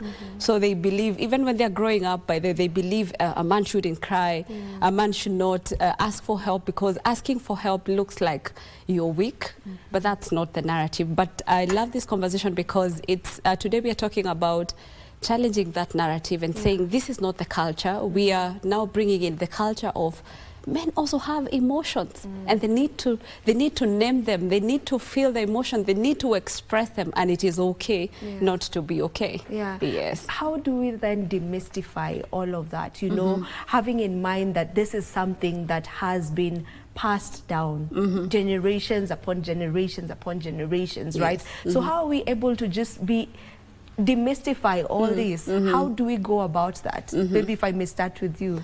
Okay, it starts, I say the bigger thing we say, it starts with us ourselves. As the people who are friends to these men, we are spouses, we are colleagues, we are brothers, we are sisters, we are, I mean, whatever we are to these men, what do we tell them, or how do we receive when they say, maybe they're expressing their emotion? Do we judge them, or do we welcome and do we offer that safe space where they can tell us, hey, I'm not okay? Do we offer that safe space where someone will not feel judged because I spoke to Vivian and the lash I got, man, or the support I got, I really felt like I was listened to, I was heard. So it's something that starts with us, even from our homes, from our communities, from our places of work, from, I mean, wherever you are, it's something that you can start. And it doesn't matter how small act, whatever small act you do, it is what little are you doing to change this narrative, and we can begin from there. Yeah. And you know, just challenging or changing perspectives sometimes can be really hard, especially things that have been there, you know. It's the norm with the society, it's culture, they say that's our culture and whatnot, so it can be really hard to change such perspectives. So from your point of view, just how are we able to just change that? First of all, we must start by fighting the stigma. Because the stigma is still there. We must start fighting the stigma and giving real definitions of what it really means to be a man, and that it's okay for a man to cry, and it's okay not to be okay, just as my colleague said. And then secondly, we must also encourage real connections. We are living in a world where most people have plastic smiles. They come to you, they give you a kiss on the lips, but push a dagger in your heart. And most men are a victim of that, where you go to somebody, you express yourself, you tell them that which bedevils you, and then they listen to you.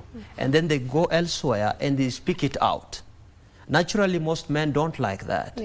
So this makes the man now to keep quiet and also to keep things to himself. So we need to encourage men also to take their time to earmark real friends, people you can share your fears with, people you can share your plans with, people you can share your tears with, so that these people now, they can help you overload the emotions, get out the emotions that are overwhelming your body. That notwithstanding, we did plea also to our female folk also to love us so deeply, to love us so genuinely, and to show us affection. For instance, if you are a wife and your husband, you realize that there's something that's not normal with him, stop judging the man. Take your time to understand this man. Hold him, bring him closer, and rest his head upon your chest. Tell him that it's okay. You know, tomorrow will brighten up. That don't cry, my man. If you cry, your tears will stop you from seeing the stars in the morning. I still believe in you. That kind of emotional encouragement will now make that man come out of that kind of zone and also push forward to reach the zenith of success. Notwithstanding, we should also talk about building health habits. You know, how do we live? What do we do? They normally say, if you wake up in the morning with determination, you will actually go back to bed with satisfaction. Waking up very early in the morning, working out your schedules, going out and exercising, you know, having time with your Creator, praying to God, you know, having a schedule, taking some fruits in the morning and such like things. It sets the momentum for the day, and that will help you run your day in a seamless manner, and it will, you know, it will keep you off so many distractions from the outer world, which end up creating now anxiety and stress, depression, the topic that you are currently, you know, tackling. Have you seen any changes maybe over the years in how men engage with therapy, specifically to you as a counseling psychologist? Have there been any changes in how they just interact with therapy? We are slowly getting there. But one thing I'm really grateful for is we have started building up. I love the men who've taken up, like they do podcast and maybe shows or something to bring out the men mental health. Maybe just to mention, but a few men in this country, people who we think they have it all together, but they experience moments where they are low, they're going through stuff and phases of life, but they take on the courage to come and say, hey, I'm not okay, and they seek help. And once they open that door, and maybe they open the door through the podcast or maybe shows or whatever they do, they open a door for another man to see if so-and-so is going through something, and this is a person who we think maybe has it all in life, and they're able to speak it out and you know, share their life, their pain, their struggles and all that. It gives way for these other people, other men to come and share their lives, or even get to learn and see how do we get help, how do we seek for help. And one thing that is really changing, I get to see from my practice, my private and also where I work in as a counselor, because I work with an organization that deals with supporting families psychologically and just wellness. I get to have couples who come in. I get to have children, because we work with families. It's a whole setup. We have families that are single. We have families that are, you know, it's both parents are there. But they're also raising children who are also boys. And some of the things we've put into practice in those sessions is to ensure that we let the men know that it is okay. Just as women are looking for help and are seeking for help, we open and create that safe space for these men to come in and seek help. And it's something that is growing, and that's the narrative we need to keep on building every day, so that, I mean, our men can find help, because it's truly there. It's truly there. Yes. Maybe you allow me add something on top of that. Go ahead. We must also be very careful with social media. Social media realms are also filled with people who are advancing toxic masculinity. Because anybody can use social media, anybody can start a podcast. So there are people who are giving definition of what it means to be a man based on their experiences. And sometimes when you give things based on your experience, you might be biased to favor yourself. So even when you're listening to these podcasts, listen and consume information that will build you, will help you untap your hidden potentials and become better version of yourself.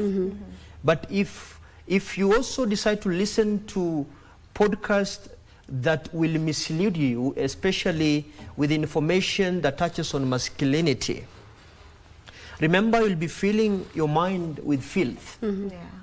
And one day, that will turn out to be your habit and character, and by the time you plow down the ditch, you'll get yourselves in a point of no return.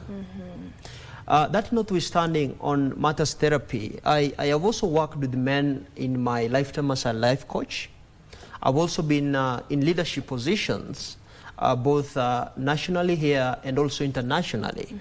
So I have interacted with thousands and thousands of men. And one major observation I've made over time is that men still perceive therapy to be weakness.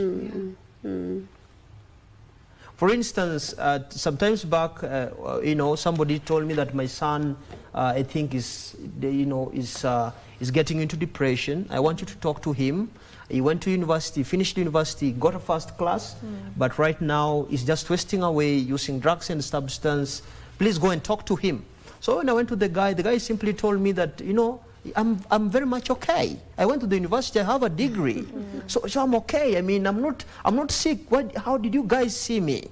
So men should also understand that it's okay, It's okay not to be okay. So that we can now start embracing therapy and conversations such like this are a step forward towards embracing such a society. Yeah, and we cannot talk about wellness without mental wellness, Mm-hmm. because your Absolutely. mental wellness distinguishes your entire wellness Yeah. as a Absolutely. human being. So yeah, there's that perception or notion that, you know, therapy is weakness. Not just for men. I feel like it's somehow overall there's stigma around It cuts therapy, across even for women. even for women. Yes. So I think that is something that should be demystified for sure. What are some effective habits to be able or to look out for, you know, when you're going through stress? What are some effective habits that you can add on to your day-to-day that would help you cope with your stress and anxiety? One of them is exercise. Exercise is very important because once you exercise, you reboot yourself. You reboot your mind and you'll go back to factory reset mode. Most people will see exercise just like any other practice. When I started to, at some point in time, when I ventured into the world of mentorships and when I started my company and became a CEO, and now I was overwhelmed with a lot of duties because I had to travel, I had to write, I had to go and teach, I had to do this and that. I realized that slowly I was losing myself. I was doing what was right, yes, but I was working with the definition of the world, what really success means. That you don't have to waste even a single time. Every time when I'm going to the bathroom, I'm listening to podcasts. You know, when I'm cooking, I'm listening to podcasts. When I'm free, it's even funny that sometimes I'm in the washroom, but I have a book and I'm reading. And I said, okay, I'm not wasting time, and this is the real definition of success in the world. But I forgot that I have me to protect. I have me to listen to. And now in the process now, I started to change my habits. Of course, I read so many books which helped me later on, waking up in the morning, going to the gym. And then after the gym, I'm just walking back home. I'm just listening to myself, not even listening to podcasts. And that's one way in which I started now resetting myself. Another way we can do is, as I said, let's encourage real connections. And I really emphasize on this because most of us, we don't have friends. What we have is frenemies. Most people who are in our lives are there as parasites. Either they want to get something out of us and then they disappear, or they are here so that they can learn our ways, master our ways, and use that against us. And if such a thing happens, because it has happened to me several times, where somebody sees your stars and said, if I work with Kelvin, Kelvin will take me to this level. Kelvin will help me map the journey towards my destiny. Now, when it's my turn out to seek help from this person, they're not there to help you. And then you're left alone, and then that's when you realize that you are alone in a jungle. Look left, right, and center, there's nobody to help you. So real connections are very important. It's better to be alone than to have a frenemy in your life. Because a frenemy has the potential to crush you down, get you abyss, and you'll never wake up again. Perhaps my colleague also add something on that. And actually, even you know, with what you've just mentioned on frenemies, there's someone I listened to who was trying to justify that men are loved for what they can provide, for what they bring to the table. They're not just loved, you know, compared to women and children are just loved, women are just loved. But for a man to be loved, it has to be, what are you providing? What are you bringing to the table? Is this also something that we may say has added on to, or it's among the stressors that men have to deal with in this generation? Perhaps as a man, I think I should come first on this. Go ahead. This is a clarion call to the women folk. Please, treat men as humans. Men are not machines. A man can make mistakes, a man can fail.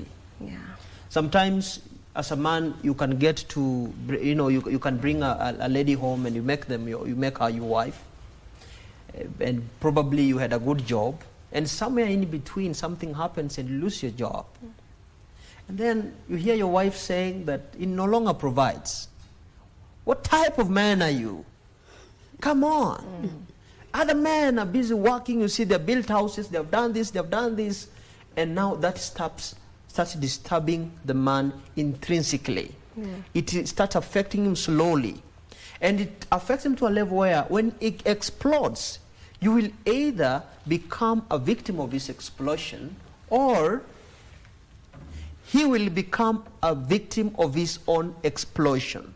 So as the women folk should also take their time to master and understand their men. They must also learn what we call emotional vocabulary. How to talk to somebody. It's okay, see you're overwhelmed, it will be okay. Men love being pampered. You know, make him feel like a king. And trust me, he will come out of that place unbogable. That's a play, but not all women, of course. But I'm just saying to the few, because I've had so many men complain about that issue, time without number. Okay. Modoni, yes, how do men present symptoms of stress, you know, or anxiety in clinical settings? From what I've interacted with the men I've got to see in my practice, most of them will either indulge in behaviors that are not helping them in any way. They are ruining their lives. Others will report of aggression, like they're super aggressive. You know, naturally there's a way a man would be aggressive in nature, but there is that aggression that is really out of place. And at times you will even see others becoming workaholics. They are working, I mean, you will look for them their heads in work. But they're trying to hide their pain in the work. Yes, so it takes them, you know, great, how do I say, it takes them great, because they're not willing to come out and say what they're going through, so they bury their heads in work, or in maybe indulging in, maybe let's say alcohol, or just so that we may numb this pain for now. But it has way, the repercussions are way much bigger and much greater than, you know, what we're trying to numb. So they really do not focus on the what is causing this. This is happening. Let's try and numb the pain as we try and figure out what will work. But when a man comes for therapy, I mean, we applaud that man, because it has taken him strength and courage to come even for therapy and say, hey, I'm going through this, I need help.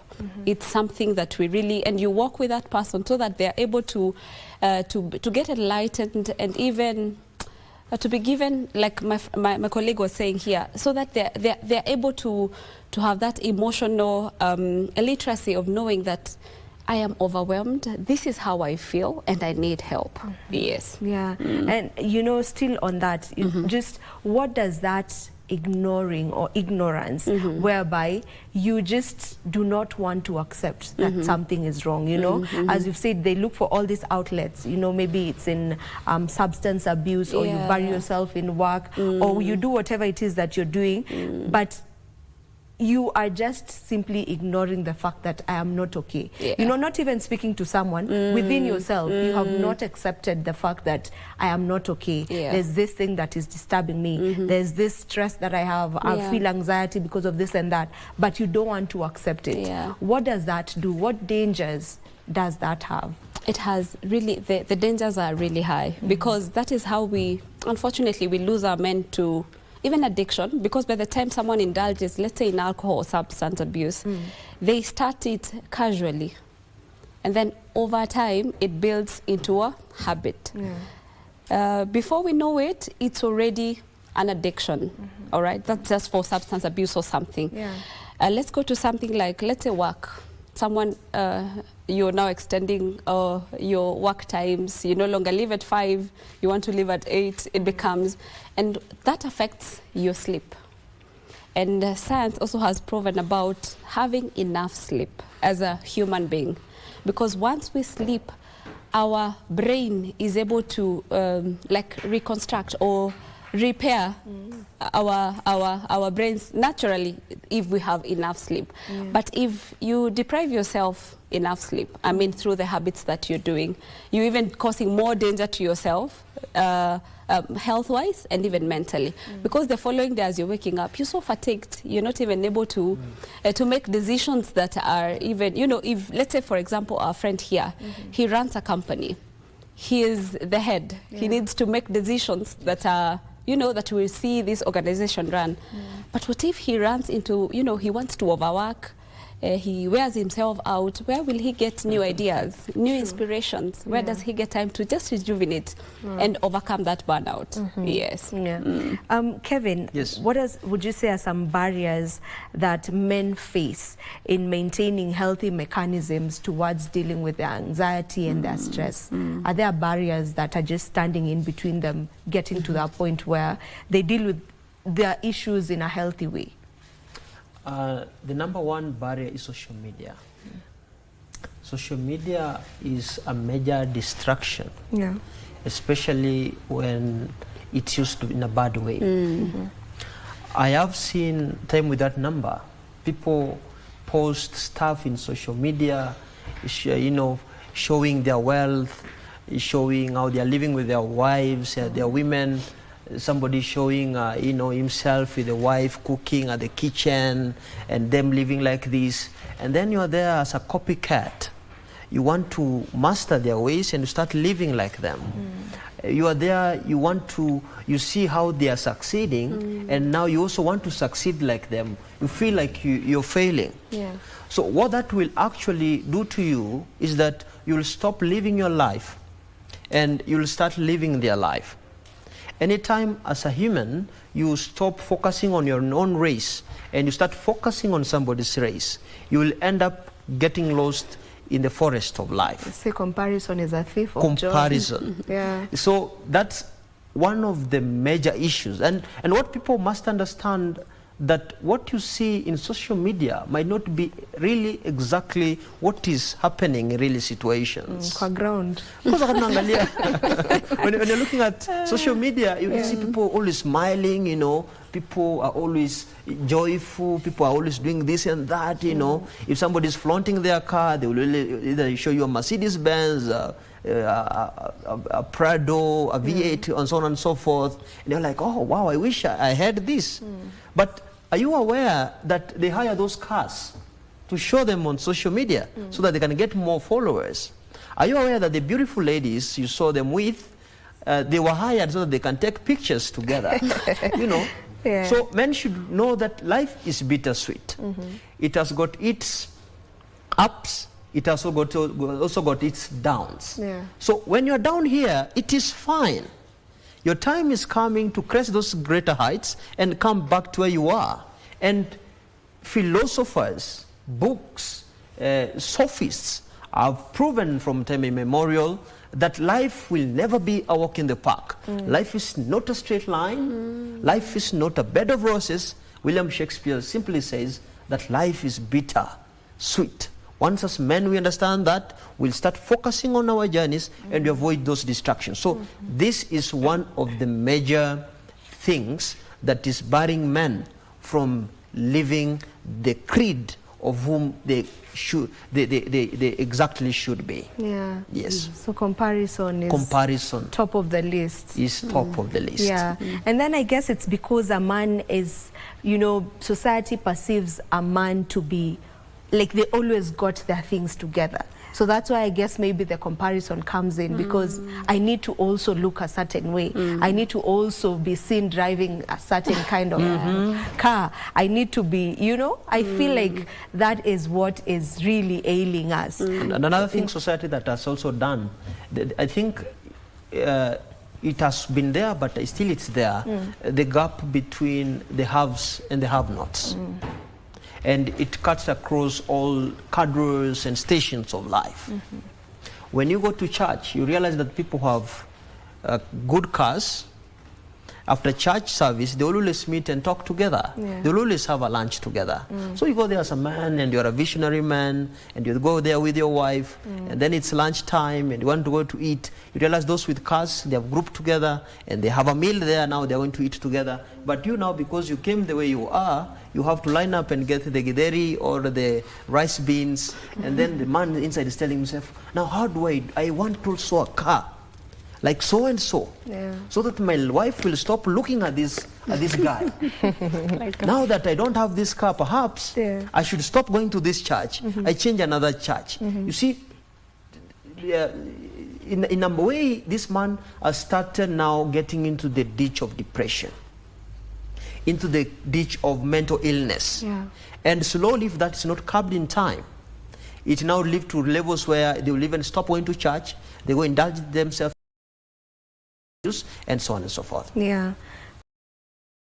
What therapeutic approaches have you found more effective, in helping men develop healthy habits in dealing with their stress? Something I've really noticed with men is that there's a therapy a strategy that we use. It's called solution focused therapy. They're here not to really, maybe not to explore really maybe what they're going through, but to find a solution for their struggles. Solution based. Yes, they're solution based. They need, they need to focus on a certain thing, achieve what they want to achieve. Unlike the other gender, that they will want to express, feel, move and all that. But it's something that is also working in therapy, so that the kind of gender you're dealing with. The men and the men, they are more focused on solution, more than any other. How do we generally create a safe space for men? Everybody must start speaking about the pandemic. Affected what is very close, your sibling, your son, or your daughter. Let's normalize these discussions. Employers must play their role. Let them even have a mental health day within the institution. I'm a motivational speaker. Many schools, Tanzania, and out of Africa. And sometimes you meet principals and they say that I'm a principal and I go through all this. But since I'm the principal and I'm the one who's providing solution, I don't have anybody I can cry to. I don't have anybody who can listen to me. I'm slowly dying. Yet, here I am working. So employers must also learn to, if it's TSC, let TSC also focus on the teachers. Talk about this mental health, have seminars with them and guide them through. If it's the principals, let them have these days with their teachers. Let's normalize this discussion. Let's help them access to therapy. Let them train managers on emotional intelligence, which is very key, especially for people who are in leadership echelons. That notwithstanding, let's also have healthy minds lead healthy teams. Because I've seen very many toxic bosses in offices who are actually the reason as to why their employees are almost committing suicide. One day I went to a university around and I went at an office of one professor, and the professor was a senior, actually was a dean in the office. And then he was looking at the newspaper for a very long time. And then later on he said that, what do you want? I told him, of course, I came to see you. I've been cleared by the secretary. And then all of a sudden, do you know what happened? All of a sudden, he called the secretary and told the secretary, you woman, you're very stupid. Didn't I tell you not to allow anybody to come here? Now you see such a thing, such a manager can easily make the employees go down to the ditch. That notwithstanding, the church must also play its role. We know that Jesus wept. We know that David cried, and we know that Paul confessed. So the gospel is emotional, and let the pulpit also be a reflection of that. All right, we will leave it at that. We need to wind up. Thank you so very much for joining us for this conversation. It was really, really informative and thoughtful. Thank you. All right. Asante sana. This is where we end this conversation, and this is also where we end Good Morning Kenya for today. Thank you so much to each and every one of you who has been tuning in. Do enjoy the rest of your viewing. Goodbye.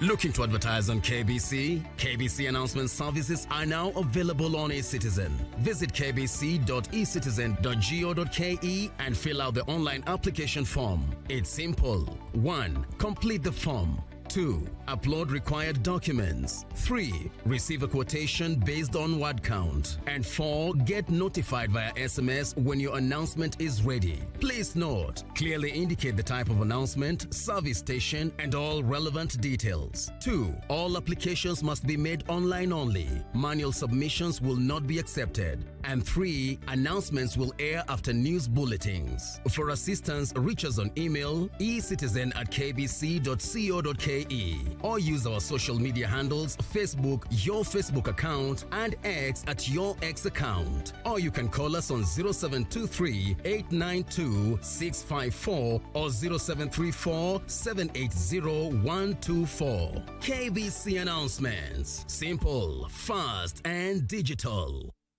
19 nations will compete in the Total Energies CAF African Nations Championship, Kenya, Uganda, Tanzania 2024, which will be staged from 2nd to 30th August 2025. Amongst the 4 groups in the tournament A to D, Kenya is pooled in Group A, together with Morocco, Angola, DR Congo, and Zambia. Algeria from the set piece, the header is on target, but it's... This unique competition featuring the best locally based players from across the continent definitely has something for everyone.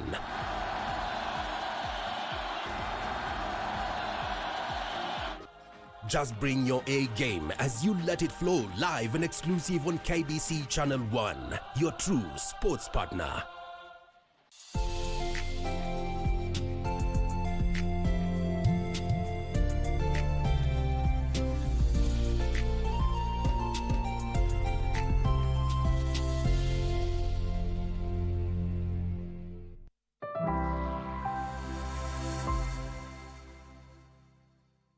An increasing number of people across the globe are affected by extreme weather events.